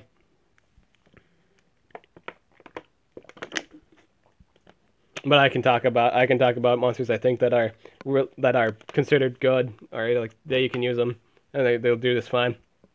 Annihilator R2, I think is alright. He's like, I think he does more damage. A lot of people consider him the rival of Metalhead. He does a lot of damage. AoE burning, yeah, special based, of course. Single target burning skill that does 60 damage, a lot of damage. Base stats are pretty comparable. That's kind of why he's considered a rival to Metalhead. They just have the same base power, or, you know, just stats. There's rivals in stats. Great player control. Don't put him on defense. He's not immune to possession. He's got hardened, So he's got a 20% chance not to get hit by anything. Spammable magnetism skill, I do believe. Or like it could be a stun. But yeah, that's the major thing about him. Jakugan, a really nice metal monster. Has no immunity to a deny, but she does hold a single target, stamina drain. She holds a single target dark base move that does 70 damage. It's a really high base damage move. She has a spammable six. In all honesty, she has two really strong spammable moves in the form of a spammable dark move and a spammable light based move. People would argue just run the dark based move for the most part. I like to have the special move in the case of I have to use it. That's just the case. In case of it, I'm dealing with dark monsters. She holds a 45 damage AoE that bleeds, I do believe. All around a really good monster. She was the first. You could say she was the first hybrid monster. She is a combination of Javelin and Haku into one monster. That's going for it. That's neat. That's a little bit of history fact, if you will, for this monster. Really good base stats. I do believe both of her stats are 465. So she runs Gospel Speed and she runs Gospel Power, which is really, really nice for her. So we're going to talk about all the fire monsters I think you should buy. I'm going down the list. I'm just going to talk about stuff that I think you guys should buy just to, wrap things up because it has been like an hour. So I'm going to try my best to go through everything quickly than I have, and then we'll take questions at the end. Tephra, in all honesty, I think Tephra's a good tanky monster that can apply sticky lava. The only thing going for him is he's slow. He has a single target 75 damage fire-based move. So if you apply sticky lava and then you do that, you've melted someone's face off. They're dead. They're out of the game for sure. For the damage is too absurd on it for not to. If your damage runes are really alright, really really good, you're gonna melt someone's face off with it. That's just what you're gonna do. Period. Enough said. AOE. Yeah, he holds a 45 damage AoE too. You can spammable sticky lava someone. You can set up if you're running two speeds, you can go before your attacker if you're not running two speeds on your main attacker to apply that debuff. Essentially, like any of these nature elemental weakness monsters are a great buy. Like just straight up any of them. You can use them as setters for other monsters. You just can do that. That's just the thing you have the option of doing. People would say he's the worst one simply because he's just really, really slow. He's got around like 3,000 speed, 3,080, what have you. Just not the fastest monster in the game. I use him occasionally. He's not a bad fire monster.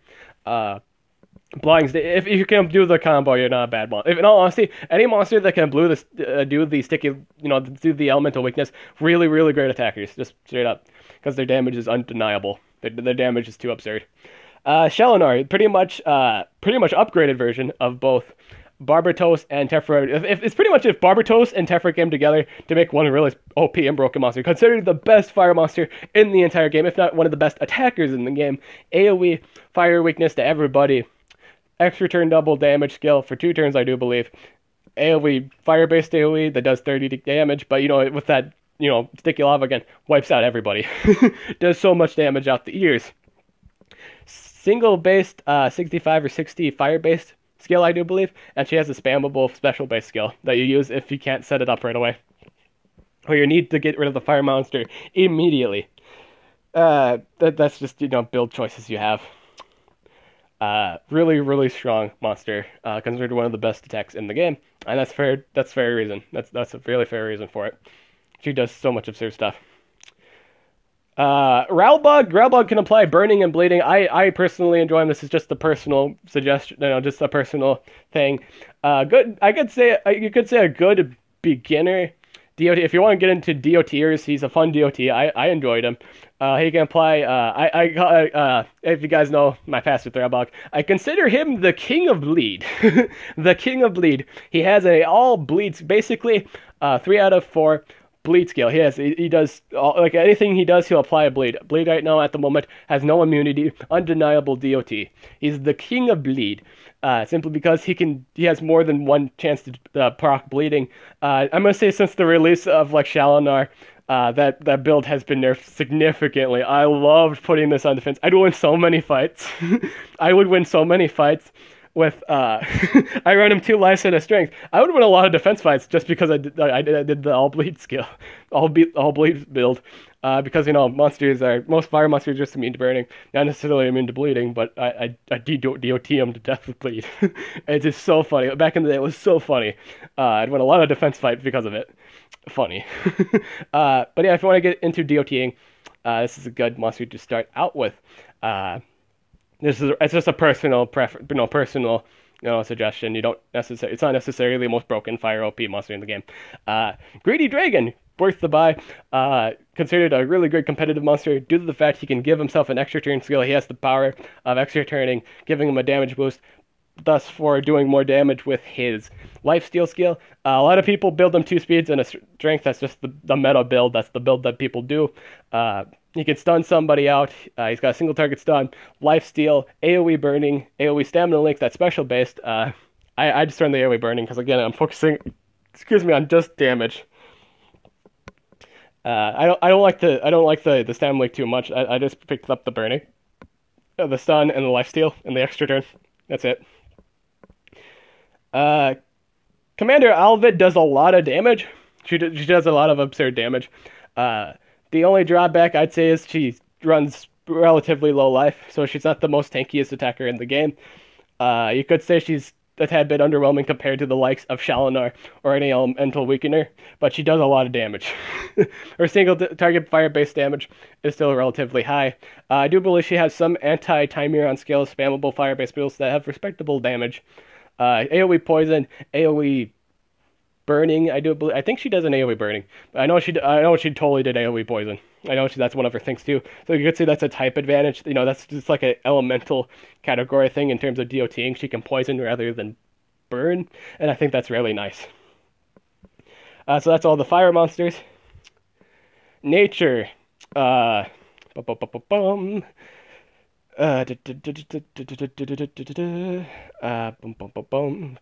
moving. Roasty. Okay, so Roasty doesn't have the best base stats, but I think it's worth mentioning that he's one of the few, if not the only one, that can AoE stun in the nature category, so he's a stunner. I don't think he's in any books yet. Surprising enough, he isn't in any books yet, which is interesting. But he's the only nature monster that can stun, so fun fact, that's just the thing you would love to know. I must say, since the release of Kiradar, and odds are people are going to use her more now, this might be a monster to, might be. I'm not saying it's a guaranteed thing to pick up, but it's an option. It's an AoE stunner. I know Armor Gaming uses them. Armor Gaming does, with the AoE stunning. Cyan Nutra. I'd feel like this thing would come back in the shop in the future, so I'm not going to necessarily recommend gems, but she is a good healer, considered one of the better healers in the game. Simply because she has an extra turn AoE heal, and she can do another AoE healing. bunch of healing, bunch of burst healing. Really good in terms of in terms of damage. She's really good at that. I think she was slow though. That is the problem. But she's a good, just straight up damage dealer and or healer, whatever you want her to be, in terms of those 2 categories. Sarah got a lot of fun AoE buffs. AoE haste that applies. I think that one was the. I think that was the immunity to freeze and stun. No, that's the other one. That one is the poison and the poison and burning immunities. And her other AoE is a damage boost, immunity to freeze and stun. Really nice utility. Really fast monster. Good forward. Pick her up. Not a bad buy. The Judgment. A lot of people loved putting this on defense, even though there was Lamu present. Lamu in the shadows. People love putting this on defense because he does so much damage. His base power alright, and the base power on his moves also alright, and they're on relatively low cooldowns. And I think one of them is a 55 spammable move. Really heavy hitting. He is able to apply life regen and 30% heal to himself. You can do that in the span of two attacks. One is a 30% heal, the other is a regen. Both nature based, I do believe, so that's kind of a drawback. You could say also it's kind of like the bumped up version of Judgment, simply because he has Bulwark. He has basically those 2 moves I just mentioned, but they're special based, so you can use them on nature monsters if you need to kill a nature monster immediately. Which is nice. If you need to do damage, it doesn't necessarily knock him out with the first hit, but you get my point. That's all the nature monsters. Oh, you know what the? Oh wait. Oh, they must have changed. Oh no, they changed it. Oh no, they took out the. They refreshed the shop. Oh, that's why. Oh no, they refreshed the shop. So I guess I'll just mention the rest that's on the shop currently at the moment. These are. This must be the updated shop. It must have updated. Ah man. So though nature. Uh, Osteoclast, is one of my favorite monsters in the game, right next to Lord Mammoth. They share the #1 spot. Really, really strong attacker. Totally get him. He's 230 at the moment. There's no reason not to. He's actually cheaper than Deadwolf, so that's a really good buy.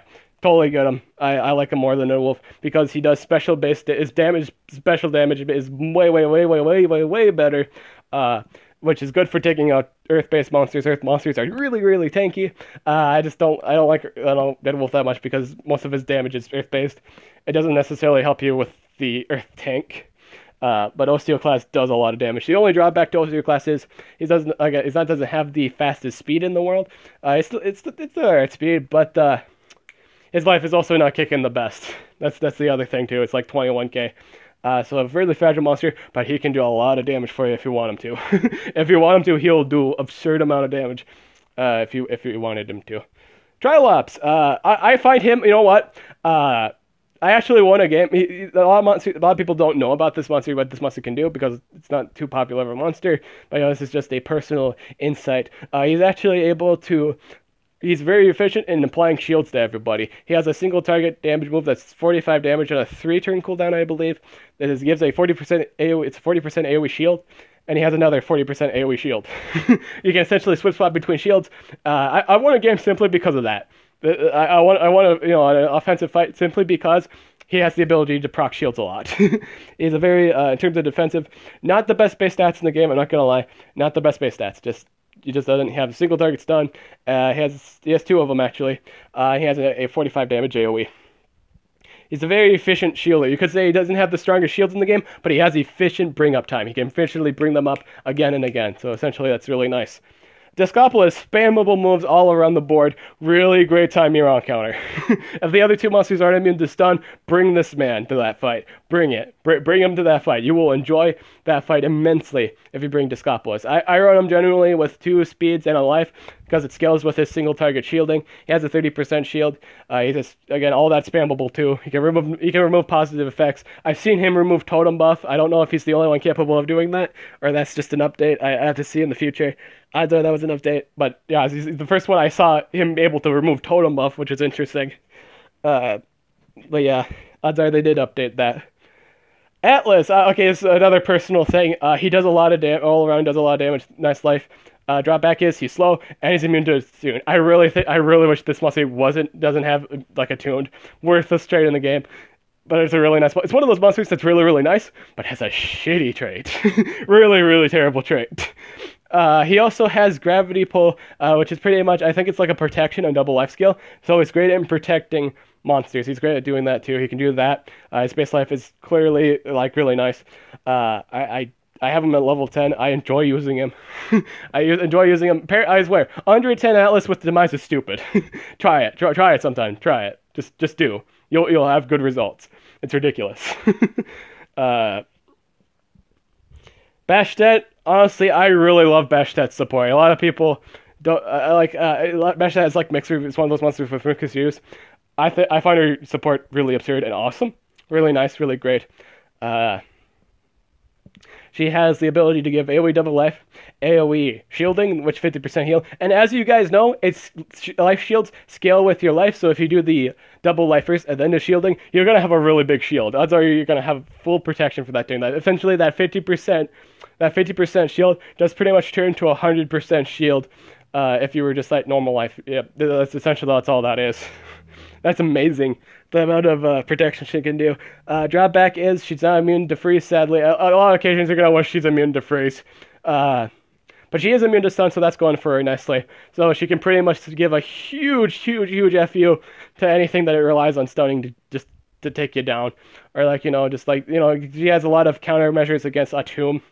Because she can give double life to everybody on his team, so that now they're on the same boat. and she can shielding. She has 120% single target shield. Amazing, amazing shield. One of the best shields in the entire game, if not the best single target shield in the entire game. It's so amazing. And it scales. Keep in mind, that's words. That shield is going to scale with your double life. That's amazing. Even when you lose your double life, even when the double life is still gone and you still have that shield up, that's still a lot of shielding. That monster is pretty much guaranteed to live through anything. So as long as that shield doesn't get removed, pretty much it's just guaranteed to live through anything. It's amazing. Oros, considered one of the best tanks in the game. I'm gonna say, no, in all honesty, he is a popular buy. I'm not gonna get him if he comes out in a breeding event. Then I'll have him. But I don't like putting this thing on defense because a lot of people use Brownies. If you ever looked at your defensive history and you see Brownies as the number one pick, as in like why you lost that fight, do not be surprised. Do not be surprised you've lost that fight. That's not surprising at all. In fact, if I put this on the defense from the first time and I do lose a few defense fights and I see Brownies, I'm not going to be surprised. I'm not going to be mad because I knew that was going to happen. A lot of stuff that can go against this man in terms of what he has to deal with on a daily basis. A lot of people say he's kind of immune to possession because he has 2 self skills. I'm gonna say it still kind of affects his gameplay because if he gets his ultimate, you're done. I mean, like a lot of people also put him on defense because he has that truly chance to 50% chance to kill everyone on the team. Well, if you can control him the whole game, if you use like a move or something with a spammable zero, like not a spammable move, but it does like 0 damage and then possesses somebody, you have no chance of winning. None. Like, if anything, you're just gonna piss them off because it's just a tanky monster. That's all he does. It's like, honestly, he's there to annoy the ever living piss of whoever challenges you.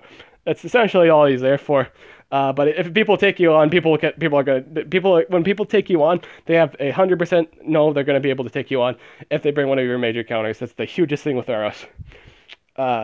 Beyond his concerns, again, he takes a lot of damage too. I know I'm just bringing up a lot of bad stuff too because that's for the most part he does have a lot of bad stuff going for him. He's also really slow. But yeah, he punishes. He pretty much what he's meant for. He's meant to punish fast gameplay. He's meant to do solely that. He's meant to punish people that want to end the game quickly. He's like, no. If he gets that damage return up, it's actually 100%, and you can't remove it. Trust me, I've tried. You can't remove the 100% damage return. So if he sets it up, you have to wait for that to go away, and that can be annoying. And if you don't have like a 0 damage possession skill, you may or may not lose a monster. This is one of those things. It can be really annoying fighting this thing.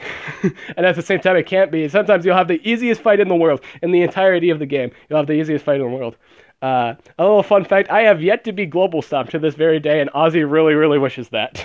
One of my viewers really wishes for me to get global stomped, to completely trolled. I have yet, to this day, to get spontaneously killed by instant death in terms of me fighting someone. That's just the thing. I've never been global stopped because I've always brought his counter. I've always bring his counter. I never have a problem with him. Never. Deadwolf is Deadwolf. I will mention Deadwolf because he is a good attacker. The only drawback is he doesn't do anything to Earth monsters. I look at his skin and I was like, yeah, he can't do anything to Earth monsters. He does a lot of damage to anything. It's pretty much one of those monsters that does a shit ton of damage to anyone that isn't his element. But when he's fighting his element, he's like, well, shit, I'm gonna need a bigger gun because this is not enough for me. I do believe it was like a 2-turn cooldown, 50 damage stun. And as far as I'm concerned, that's the only special move he has. I find that a really, really underwhelming in terms of dealing with Earth monsters. The number one monster I love to get rid of, and in terms of fighting, is the Earth monster because it causes hell for everything else that could ever happen to me. Like a tomb with 100% shield, you want to get rid of that right away. You don't want to deal with that. You don't want to deal with double life of tomb. You don't want to deal with Bashet setting up Chalice double life. You don't want any of that bad shit happening, and Deadwolf is just one of those monsters that can't get rid of Earth monsters right away. You could say if you set up double damage, then that's not a problem anymore, then special damage will, in fact, wipe them out. That's true, but he can't naturally 1v1 an Earth monster. I feel like he can't do that, even with the bleed skill. Keep in mind, people, Earth monsters build shielding, and if you don't have DOT to stack with that other DOT, the fight's going to last forever. If not, you might even lose at one point. Other things about him, he does hold a AoE daze, single target 70 damage, 1-turn cooldown bleed, earth-based of course. He's considered the rival of Osteoclast. That's pretty much it. They pretty much go head and head. I like to think Osteoclast ultimately wins the battle in the end, just simply because he holds utility. He holds better advantage over Earth monsters than Deadwolf can. He just has better control overall, I think. Like he's got spammable 30% shield. He's got pretty much get him out of possession. He has a double damage precision buff. He's got more utility on the table. He has a spammable 50 damage stun. That's a huge slap in the face to Deadwolf there. Again, rivals. I like to consider them the Goku and Vegeta, what have you. That kind of rivalry that's going on there. Bronies. Bronies is, in all honesty, Bronies is one of the best Earth monsters in the entire game, simply because he can Mega Stun. AoE Stun. He has so much in terms of control and how tanky he is. He's actually one of the I'm gonna say he's one of the tankier deniers in the game. He can be with that 50% shield and with AoE Stun. The only drawback is he's kind of, in terms of deniers, he's probably one of the slowest ones. He's packing 3,388, I believe.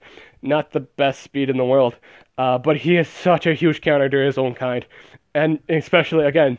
Oros. If you bring Bronies to an Oros fight, you should not lose that fight. If you lost that fight, something went wrong, morally wrong. You shouldn't have lost it. Unless you shouldn't have. It's weird that you have. It just is. That's the best way to describe that feeling at that moment. How do you lose an Oros fight when you have Bronies on your side? You should not be losing that fight. Unless something morally wrong. Of course, things that happen. Of course, anything can happen in Team Wars. It's an all fair game. I've lost games where I've planned it especially well, and I've wound up losing the game. But yeah, I've never lost an Oros fight if I brought Bronies. I've always came out on top, always, with every time, because he's just such a huge counter to Oros. And you're building full speed. Especially if you build full speed with the man, you're for sure gonna win. That's a guaranteed win. You should not be losing that fight. Tessaday is pretty much the go-to counter to counter Voltic. He is specifically designed to kill Voltic, and I love him for that. That is a great monster. It's a great buy. It completely shuts down Voltic. If you see someone put Voltic on defense, bring this man, and he will pub stomp the ever-living shit out of Voltic. Voltic can't do a damn thing when this man's on the field. It's gone. In fact, the monster is gone. This monster is the go-to counter for Voltic. I'm not kidding. I fought him quite a few times. He is an impressive monster, even though he doesn't do the most damage in the game compared to other attackers. He can still come out in quite a few situations, especially if you build him speed. Because one, cooldowns don't mean shit when you're really fast, and second, if you can take down Voltic, you're guaranteed to go in the book. If you can easily spit in Voltic's face 100%. You're a good monster.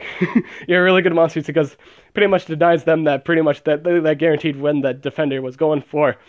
It's like, they have the chance not to get frozen. Well, he doesn't rely on freezing. He's going to fucking destroy you with his damage. His Earth-based moves. And the moves do Earth-based damage here, so there's very little to no chance that Voltic's going to survive his onslaught. Just none.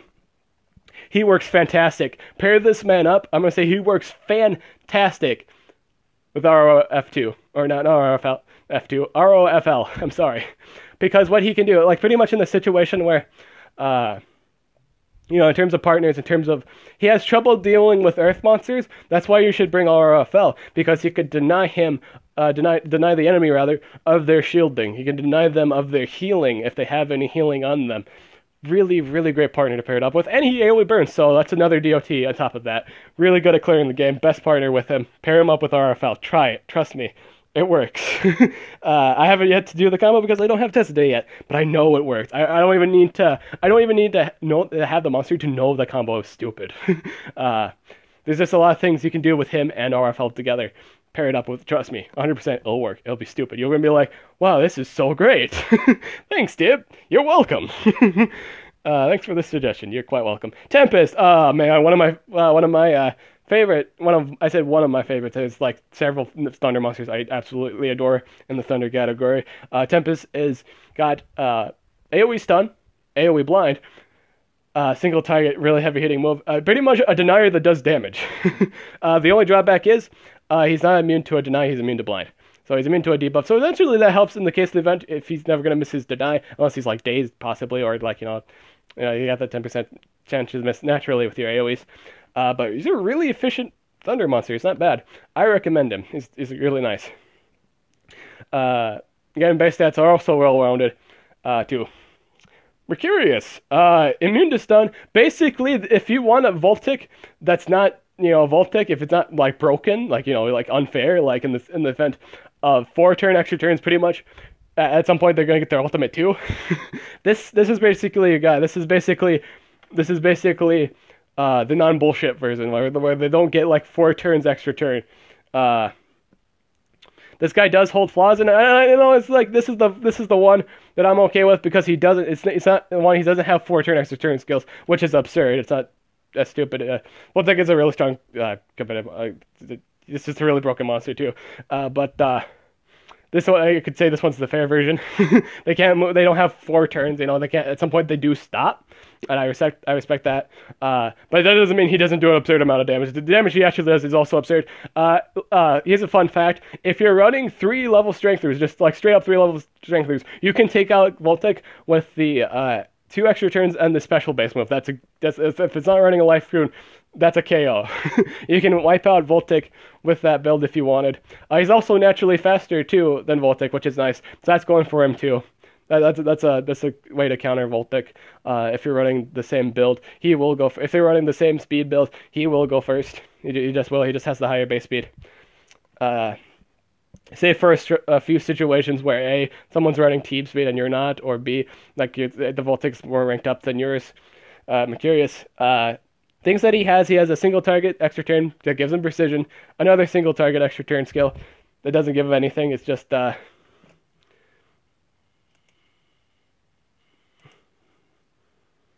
yeah, that's that in terms of that. And he has an AoE blind. Really, really nice all around. Really, really, really, really, really neat stuff. I think he's worth the buy. He's a nice monster. Right now, at the moment, I just build him damage for the most part, and it's just so much damage. He does a lot of. He doesn't have the highest base power in the game, but I think he's one of those monsters that can get away with it. He doesn't necessarily need to have high base power, just simply because he has those extra turn skills at his disposal. And if you build him really nice strength turns, the concern's out the window. He does just so much damage at that point. But yeah, he has a single target double damage move too that you do put on it, and again, that's the combo. But you could say, hey Dib, well, how do you know that combo? How do you know that 3 strength runes is enough to kill Voltic with that combo you just mentioned? It is because I did it before. I have had that. At one point, I've had 3 level 3 strength runes at him. I know I've used them in fights. If you look back in later streams, I have done that to enemy defense Voltic before. It wouldn't surprise me. The Voltic's right there. I'm not going to mention Exoscale because he was in the team shop. He does a lot of damage. Just here's a quick thing. Does a lot of damage. I don't know if he's the most I don't know if he's the most popular choice, obviously. I don't know, but he's got mixed reviews. He does a shit ton of AoE damage. Enough said. Voltic. This is the break your block monster. This is the monster I hate in the most entire game because it's such a. Who the fuck decided this was a good idea? I'm just gonna say that right up. Who thought this was a good idea?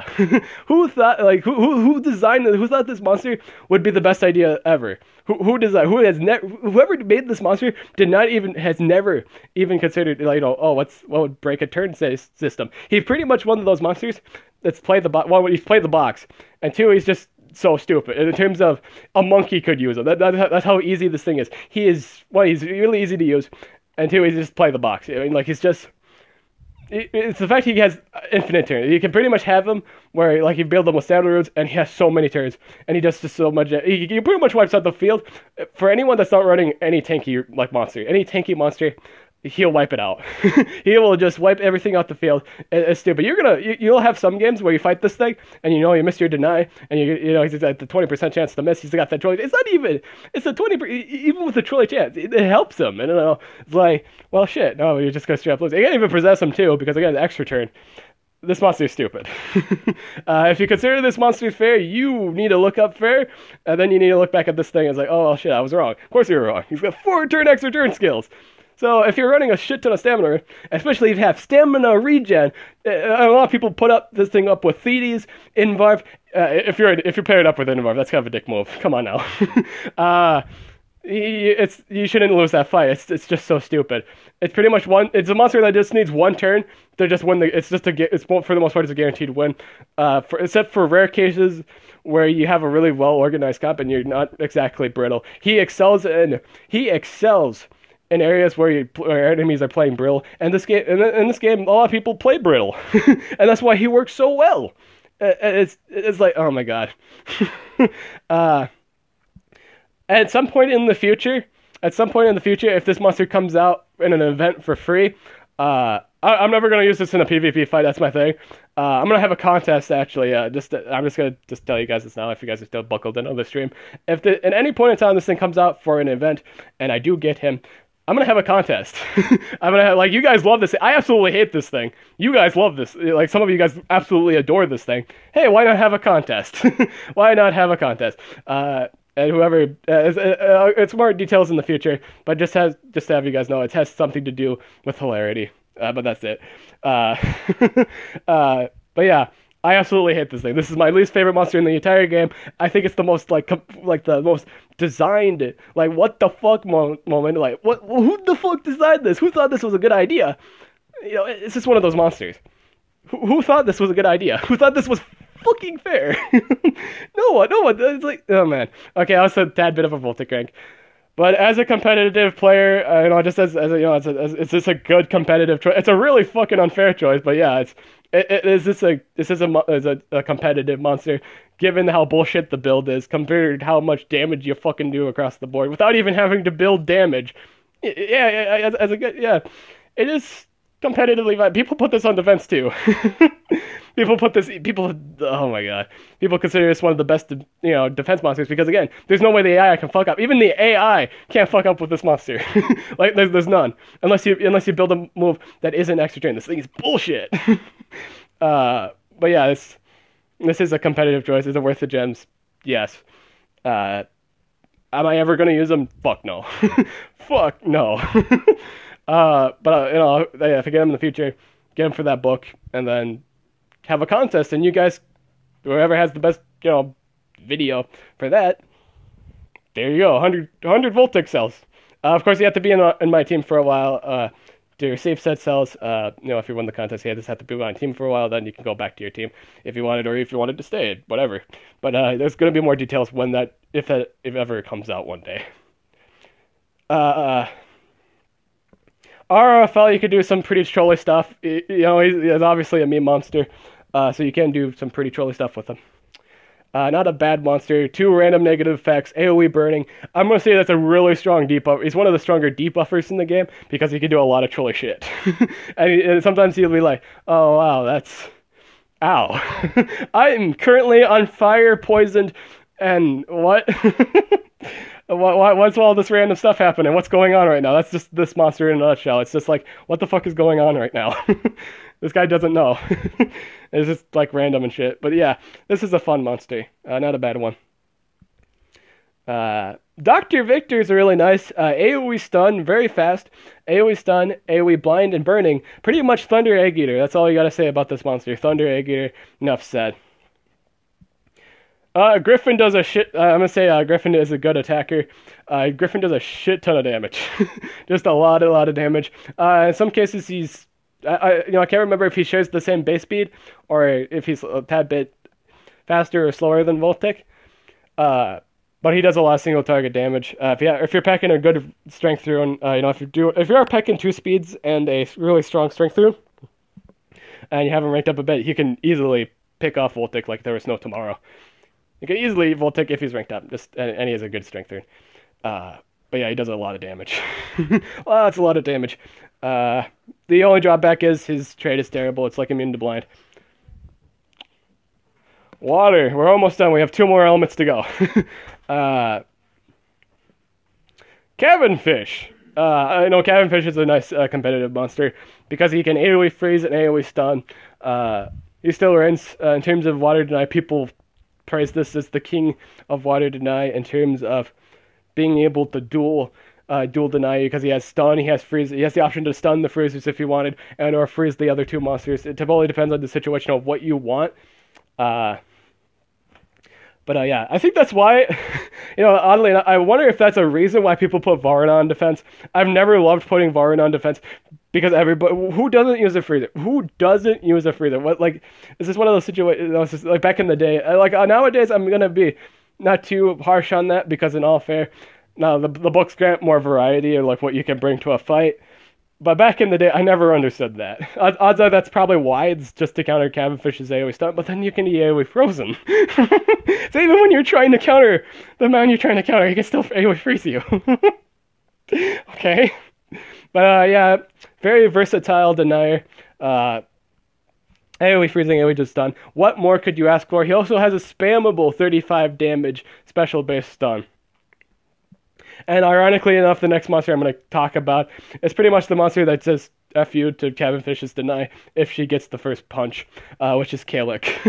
Kalik can pretty much make your monsters immune to freeze and stun, basically saying F you to every monster in the game that relies on either freezing or stunning or both. She has nothing on AoE possessors, but she will deny 2 out of 3. That's really great. Pretty much giving everyone the mountain trait. Really, really nice. AoE precision and stamina regen, really nice. Love that supportive. She has really nice supportive skills. AoE freezing, she can AoE freeze, and she has a single target freeze that also dazes. Really great for enemy attackers. Really nice. Yeah,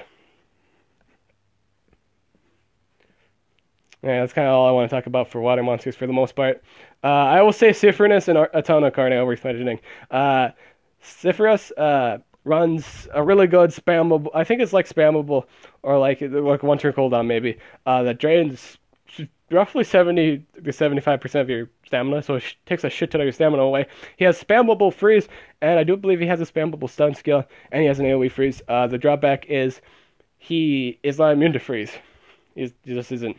And Atona Cartney, pretty much the combination of Varuna and Lord Mammoth put together. It's pretty much a situation where, for the longest time, or at least for a while, who was better, Varna or Lord Mammoth? No one even brought this guy, who is pretty much a better version of the two for a number of reasons. One, he's immune to freeze, so he's immune to the natural enemy weakness, just straight up the bat. He's got a lot of good single target skills. On low cooldowns, he out cooldowns Lord Mammoth in that regard. He has better cooldownage. He's got the better trait compared to Varna. Varna's immune to stun. This guy's immune to freeze. I like to, in all honesty, I'd rather have something immune to freeze than immune to stun in terms of water category war, because everyone in the water category genuinely freezes. I'll just avoid that hell. Does a lot of damage if you want to build them damage, or if you want to build him stamina drain oriented, he has his 50% stamina drain and a stamina leak. Dark monsters.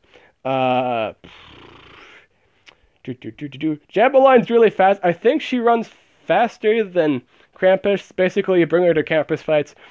She can single target stun him out, and I do believe she has a bleed. And I think that stun actually applies stamina leak too, so that's nice. She holds a single target bleed skill. What else did it apply? I can't remember, but it applied another effect. She has AoE poison, so she can set up DOTs. You can choose to build her quite a few ways. It's just one of those monsters you have the option to build. 50% lifesteal, 50% stamina refill if you wanted.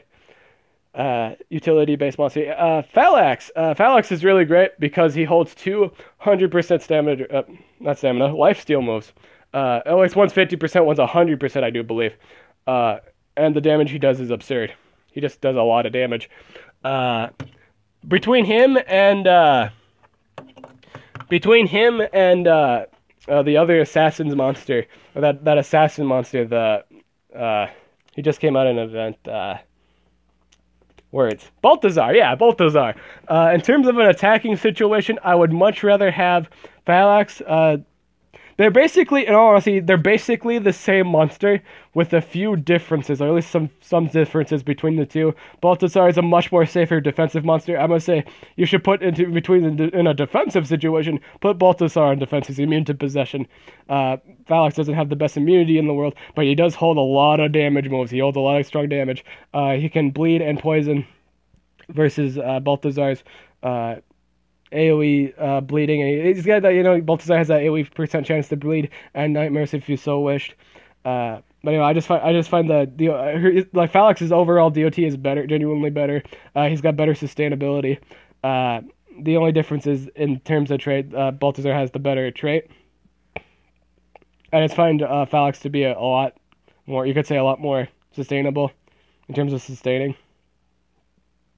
Obviously since the level difference, obviously like people are using 115 Baltazars and they're not using 115 Phalanx, so the opinions could change. Vary because it's just one of those situations. But I find Phalanx to be really sustainable and really nice. AoE poison is nothing to really complain about. Really nice overall.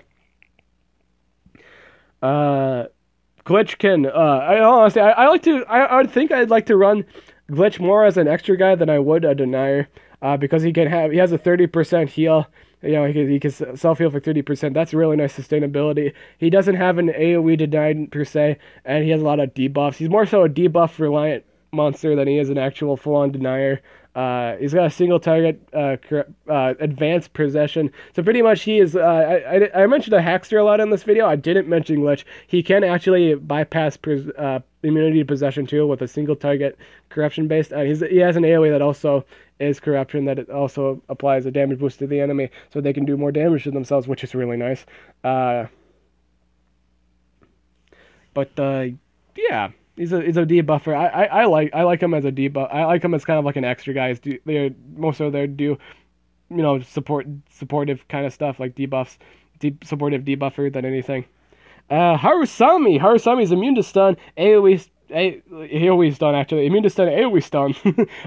Basically, you could say he's kind of an upgraded version of Razorface because he does hold lifesteal in terms of dark base. He has dark base lifesteal, which is similar to Razorface, which Arcus is actually Harusami's runs on a lot better cooldowns.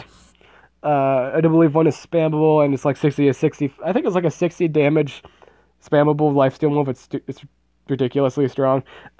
Really good one turn cooldown bleed that does a lot of damage, special based, AoE stun, AoE 45 damage based move, really strong on attacker. For the longest of time, people ran him as a denier for the longest of time because he was buffed for the longest of time. He had that month buff for the longest time. Even when the month ended, he still had it. So a lot of people ran him as a buffer. I mean, not a buffer, a denier, and people loved running him at that. As soon as the buff ended, a lot of people say, "Oh no, he's a shit denier." Like it was like, "Oh, it's not as good as a denier anymore." I still think you can run him a denier. And to be fair, you can run him either way. He goes both ways if you want. He's got a double. You could say he has a double-edged sword. No, that's terrible.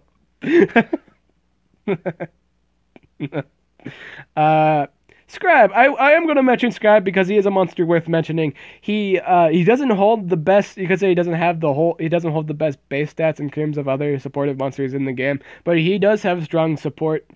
He's a really, really huge counter to things that do mostly dark-based AoEs or dark-based damage. He can make everyone immune to dark-based attacks, and as we all know, dark monsters are genuinely the highest end attackers in the game. Usually, we got Barbatos, we got Razul. It does a shit ton of damage. But Barbatos doesn't do necessarily dark-based AoE damage, so that's situational, you could say, in terms of dealing with a defensive Barbatos. But the immunity to be immune to one of the stronger elemental damage dealers in the game, it's relatively nice, and it gives you immunity to possession, so that's also nice. If you're fighting a possessor, let's say you're fighting like Nishan's pet, you could easily you can use the extra turn skill to possess the enemy attacker if you wanted, and then you give immunity to possession to your whole team, and then they're clean of that debuff, and they can do whatever they want at that point. I find him really neat. A lot of people don't like him because one, he's relatively slow, again, not the best base stats in the game. And another thing was he doesn't have an AoE precision. I'm gonna say he doesn't need it. He really all he needs is one. It's like the same thing with Galante. All you need is one. That's all you need is to possess one person to completely ruin an AI defensive team. It's just the thing. Possession is really strong. All you needed to control is one. And for the most part, a lot of the time, they deny each other anyway. Like if you possess a Varna, you could AoE freeze. If you possess a Discopolis, you could AoE stun. I could deny them that chance. So there was pretty much no point in AoE position to begin with. It's more so just a safety thing, if anything else. But honestly, you just need to control one monster to screw up an entire defensive team. That's all you need. He also holds spammable random effect move. He holds that, and he holds single target possession. That's another. He holds two. One's an extra turn. The other is not. You can also give yourself immunity to nightmares too, and immunity to possession. That's also a thing. I'd much rather. Where was it? No, it was immunity to possession, and it was immunity. He holds another AOE that's immunity to nightmares, and it's immunity to dark based attacks. So he actually holds two. You can actually build him specifically to completely nullify dark damage. You can do that. That is a build option you may do. Razul is basically he's pretty much buffed. You could say he's buffed Barbatos in terms of trait. He's immune to possession. A lot of people say that really doesn't matter because Barbatos holds extra turn skills too.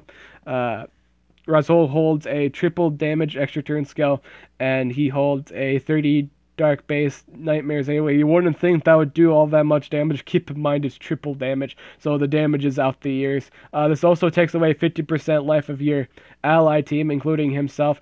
So make sure when you do use that self buff, make sure he's not under 50%. You're gonna kill Razul at that point if he is.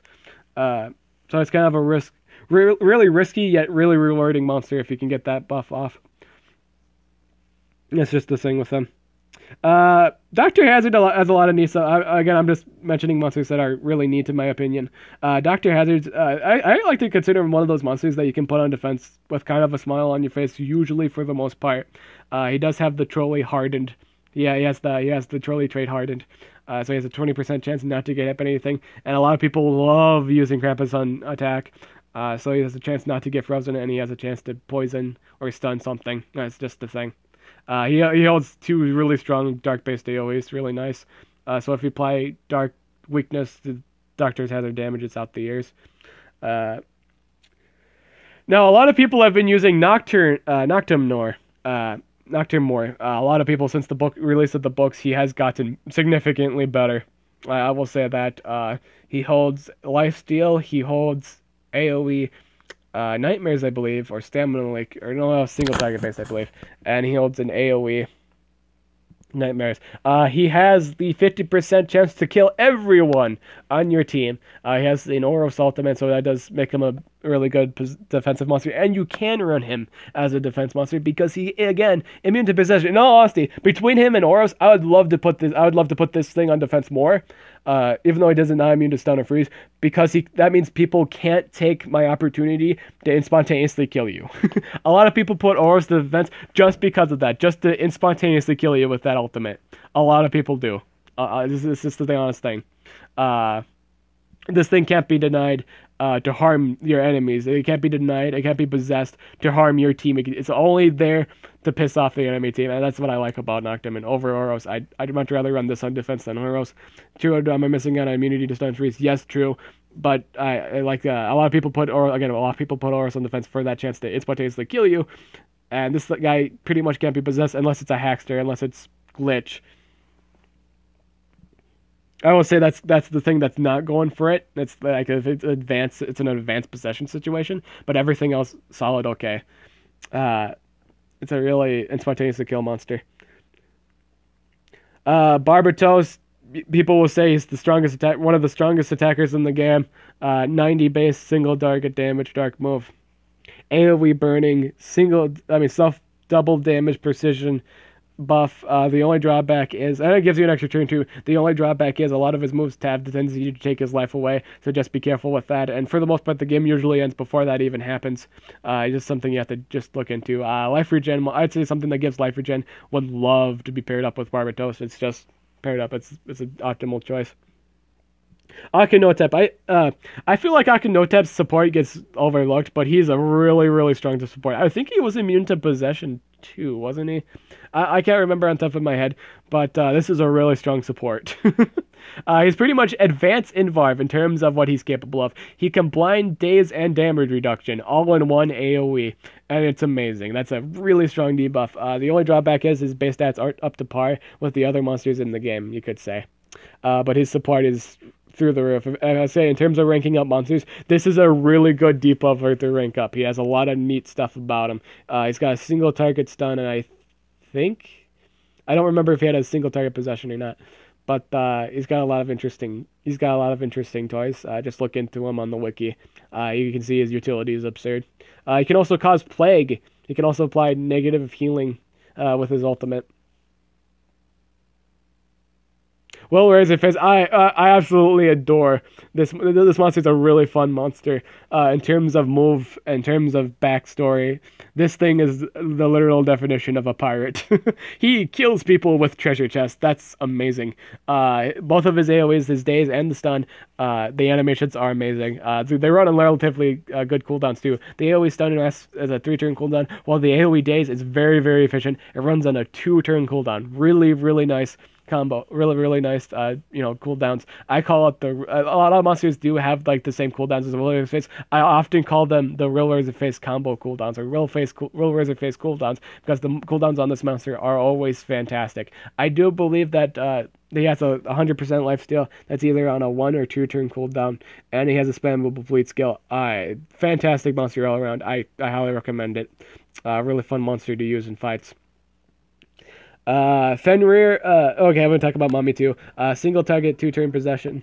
AoE stun. Really strong dark based move for a denier. She has one of the stronger base move for a denier in the game. I think it's like 60 or 65 damage and it's spammable. So you could run her as damage and completely tarnish anything. Fenrir, single target, triple damage. You pair it up with things that are immune to stun, because when he does the triple damage, he stuns it. He runs 0-turn cooldown moves. AoE spammable, bleed and nightmares. Really nice utility. He's really good at utility things, and he's good at dealing damage too at the same time. So if you wanted a damage support, if you wanted a League of Legends League of Legends damage support, bam, this is your guy. This guy does the damage while also supporting, give debuffs. He does both. And I do believe, yep, that's everything. We have now reached our conclusion of this, talking about every single thing in the game. At least, no, not every single thing, because, they refreshed the shop. I'm sorry about that. So if there's any questions, is there any questions now? Let me know right now. Let me know right now. Whoops, I gotta move my charger over. Let me know. Hey, sorry, buddy. I gotta move this over here. And now I'm gonna look at my computer. I was just kind of charging my phone. I was kind of away from the computer. Is there any questions now? Don't be afraid to ask. Because I've been talking this whole time. If you guys are wondering why my voice is that seems so stressed, I've been talking this whole time. I haven't shut up for a good... Well, I haven't stopped talking for a good, what is it? 2 hours. It's almost a 3-hour stream.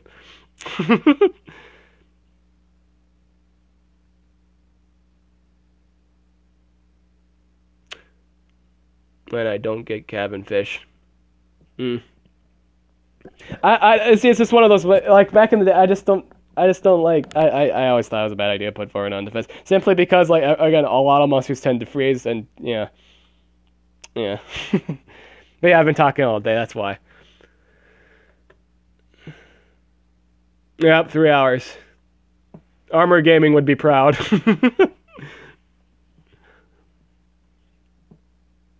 Kevin is a good counter. He's a good counter for a lot of water monsters.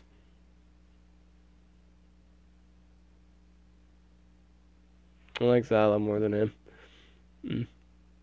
Use Voltic with 2, level 6 and use level 5 strength. Oh man, that's disgusting.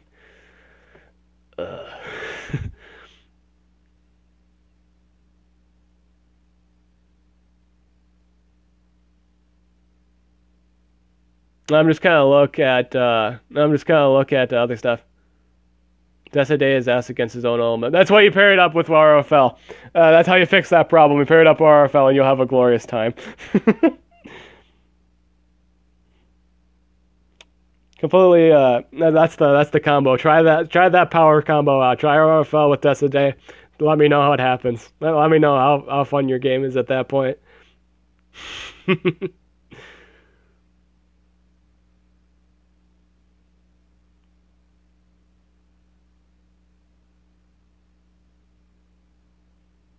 Oh man, dude, that was the most obvious thing ever. Recharge self. Come on now. I mean, you just obviously that's a way to counter. Yeah, I know how to counter. Yeah, but guys by enemies removing positive effects. Yeah, that's also a thing. Yeah, you can remove. Yeah, monsters that remove positive effects can counter bash that genuinely. Yeah, but your power or control is still powerful as shit. Let's look at comments now. Has anybody said? Yeah. The quicksand. You see, the quicksand combined with the burning easily enough to wear down the tank. Easily. That's why, again, pair it up with RFL. You will have such great results if you do. You won't have a bad time. Pair it up with those two. If I ever get tested today, I'm doing that combo, and I'm going to show you how absurd that is. Now that it's late, now that we're up 3 hours in the stream, there's like 2 people watching. That's understandable. Oh boy, me chatting up a stream here. We're chatting up a stream, eh? Because I am streaming right now. This is a stream.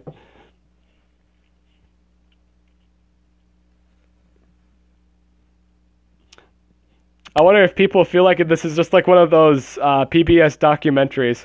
I actually, it's funny. I watched like an episode of American Dad, and they're like a funny moments on American Dad, and the goldfish had had Haley and Roger watch a bike documentary about like absurdly long they are. It's funny. I'm thinking about buying Lernian. Would you say he's worth it? I'm gonna say if you absolutely adore the monsters in terms of moveset, I'd say it always. But the only thing I don't like about Lernian is he's not immune to possession. That's my bothersome. I'm gonna say use him for the attack. Don't ever put him on defense. But yeah, I'd say he's worth it. I consider him one of the top DOTers in the game. You can apply poison and burning. Don't use them in situations where they do put something on defense that's immune to burning or poison. It's not worth it. Is Hercule on sale? I don't know if he's on sale right now. That's a good question. I'm actually going to see that. I do believe he is. We can actually close the shop here and pull that up now.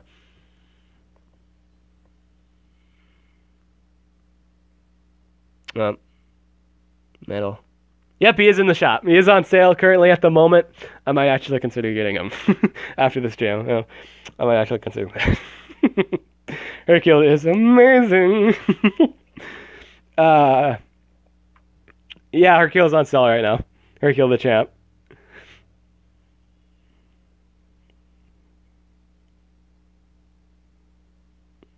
Yeah, this is a good day to get gems today then. Wow, look how many light monsters are on sale right now. It refreshes every few hours, so don't be alarmed, guys. There is obviously more monsters, but yeah. Oh well. Not much of a selection. There's a lot of thunder monsters, though. A bunch of random crap at the moment. That's today's on sale too, just since we're talking about them. I'm buying 2,100 gems tomorrow, so I'm pretty excited to go on spending spree. I hope this video helped you for that. I hope this video helped you in deciding what you actually want. I highly recommend getting Kiridar or any of the elemental weakness monsters. Sadly, I never got to talk about any of those monsters. I would have loved to. I talked about Kiridar real quick, how absurd she is. Totally get her. She's fantastic. I have her hatching at the moment. If you just got to the stream, I have her hatching right here. Fantastic monster. I really wish I could talk about like Watson Heart or any of the other recent stuff that popped out during the sale time.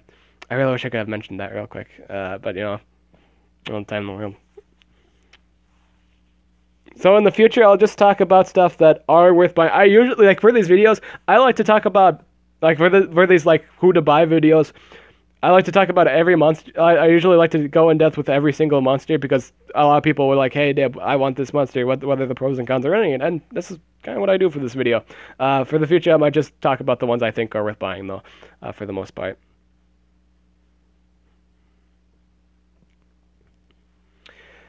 Oh man, I'm gonna take a drink of water. My voice is killing me. So how's everybody doing today, by the way? Everybody doing good?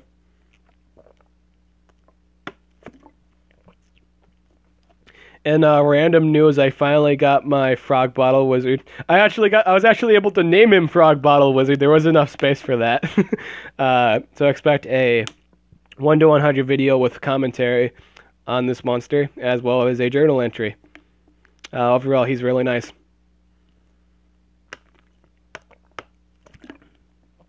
Oh, did I talk about Hayman? You know what? I actually didn't.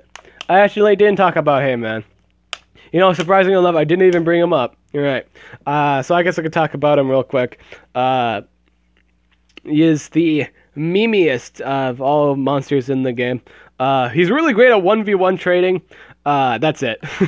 All of his moves are single base. Most of them are dark based, and yeah, he runs relatively low cooldowns too. The reason why he's so good at 1v1 trading is the fact his stamina, I mean not the stamina, the lifesteal, it's 100% and it's on a 1-turn cooldown. He's fantastic in 1v1ing monsters that aren't dark based. You can use Nishan's pet to make his damage so absurd you're gonna laugh. You'll have a good time. I have won fights with Hayman. I have one team more fights with Hayman. It is in situations you can. There are some situations you can bring him to for shits and giggles and have a good time. I build my Hayman 2 strengths and a life. Yeah. I'm really excited. I had a lot of fun using this thing. Fun fact: when this guy attacks, he goes up to beat somebody up. He does the monkey. Oh, look at this animation. Tell me if this does not remind you of Johnny Bravo monkey. Do the monkey. That's a funny dance. No, that's not the one we want. Oh, that's not the thing I wanted either. I didn't want to close out of that. He's also in the C book at the moment. He has now been put in the book. That's a fun fact if you guys were interested in knowing. But yeah, this is what he is. Watch this. Does that not look like the monkey? Look at that. Does the monkey. Are you going to do a Kiridar to 1 to 100? Oh, absolutely. Absolutely. Absolutely. He does do the monkey. Isn't that cool? Look at that animation. That is so cool. He also does... Look at this bottle animation. Look at that. That's so cool. Hashtag Frog Bottle Wizard, everyone. I really like his support. Okay, this is just kind of a side note. I really like his the way he does his support because he's pretty much one of those monsters that attack and also give a buff. This is one of those monsters that whenever he does he's always doing something. He's always doing damage while also buffing his team. That's really nice. That's really, really nice. And he's also immune to freeze. I mean, since he's immune to freeze, you can essentially... He's kind of like a bouncer. I'm bringing up the term more nowadays, but he can essentially use... You can use him. You have the option to using him as a bouncer to remove AoE freezing in the case of it happens, or AoE possession. You can give immunity to possession with his team. He can do that. He has the option to doing that. You feel really, really sad, though, when you get AoE possessed and you haven't put up the defense yet. He's like, oh no, I have to wait a turn. Oh no. It's just one of those things.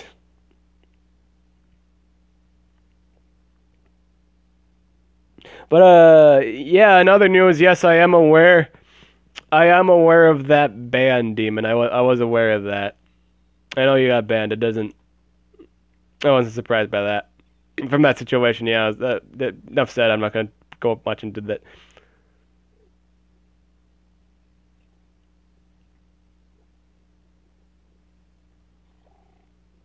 Oh no! Somebody actually thought I was recommending to buy.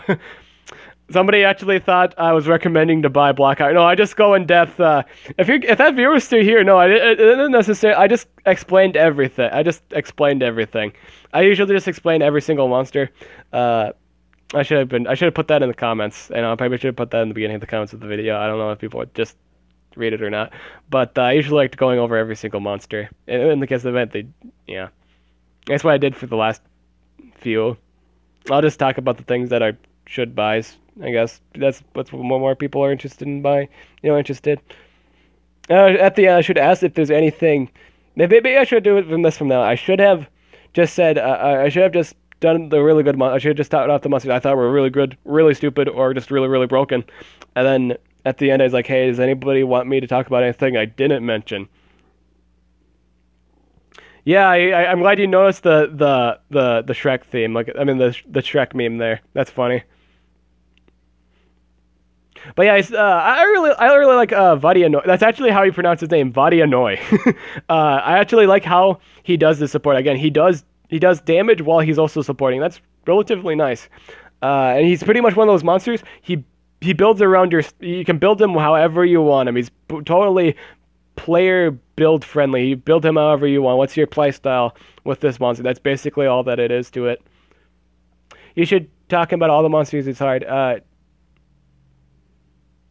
Yeah, it's just one of those things. Yeah, talking about all the monsters is kind of hard. I didn't even have enough time to talk about everything I wanted to talk about, or like all the monsters, like at the sale. Yeah, yeah. It's just something I did. What the fuck are you saying? Words, phrases. I'm talking right now. I'm talking about Vadianoy. Right now, I'm talking about this monster.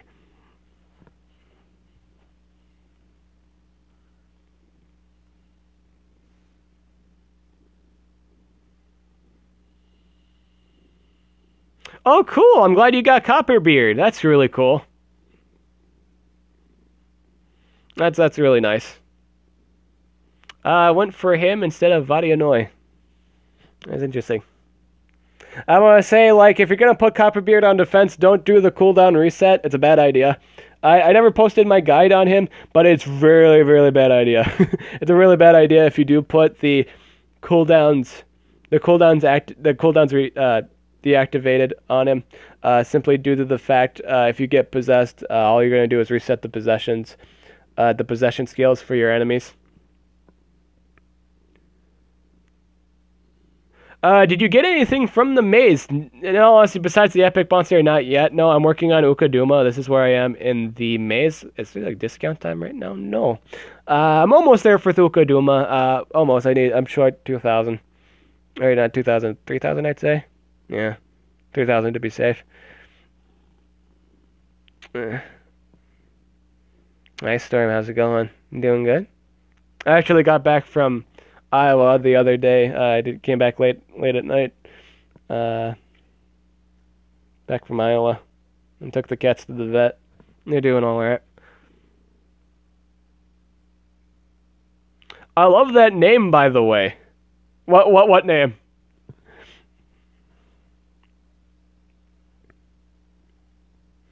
But yeah, this is pretty much. I'm pretty much done talking about all the monsters, and now we're just doing a Q&A. If you guys were wondering, what the fuck am I doing at this point? So this is pretty much in terms of straight up Buddha buy informational stuff. Yeah. B Mage. Oh, thank you. B Mage. Oh, I'm glad you like that name. I love that name too. B Mage. B Mage.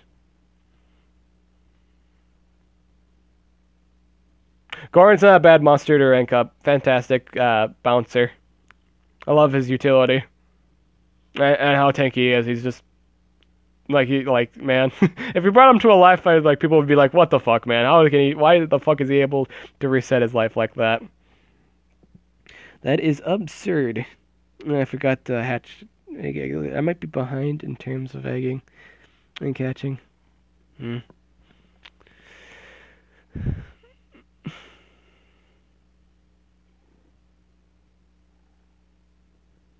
Nice time.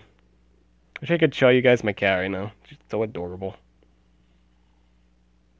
Alright. What did you say is a bad idea? So if you're running Copperbeard on defense, don't put the cooldowns. Don't run the AoE cooldowns deactivated move. Don't run that move on defense. Use that on player control. Don't ever use that on defense because I'll tell you a way to kind of cheese Copperbeard. If in the case of the event you are genuinely speaking dealing with him. Let's say you use something like Timeron and a Possessor, right? So what you could do, genuinely speaking, you can AoE possess the enemy, and then you can AoE cooldowns activated. And so the monster's going to wind up using the cooldowns deactivated. It's an AoE base too. And you get the benefit at that point because he's possessed, all right? So you can infinitely possess the enemy team. You can indefinitely do that the entire game. Now, is there flaws to? Is there like, oh hey, if we could put like a monster on defense that's immune to possession? True. Also, keep in mind since you are running the Timeron, you can stop time that immunity to possessed monster, and then you can just do it again. I have yet to put the guide on that. I should really get that guide up because that's a good way to counter Copperbeard. Yeah. Oh my god, you have reached maximum adorbness right now. Sorry. Aw.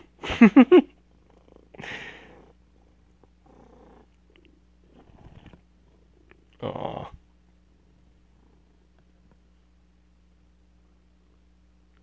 Yeah. So that's just a helpful advice. I hope you take that to heart because that's a huge flaw in that move. I brought it up in the Armor Gaming stream when he talked about the Space Pirates. Huge counter. So in all honesty, that's all I really wanted to talk about today in terms of the stream.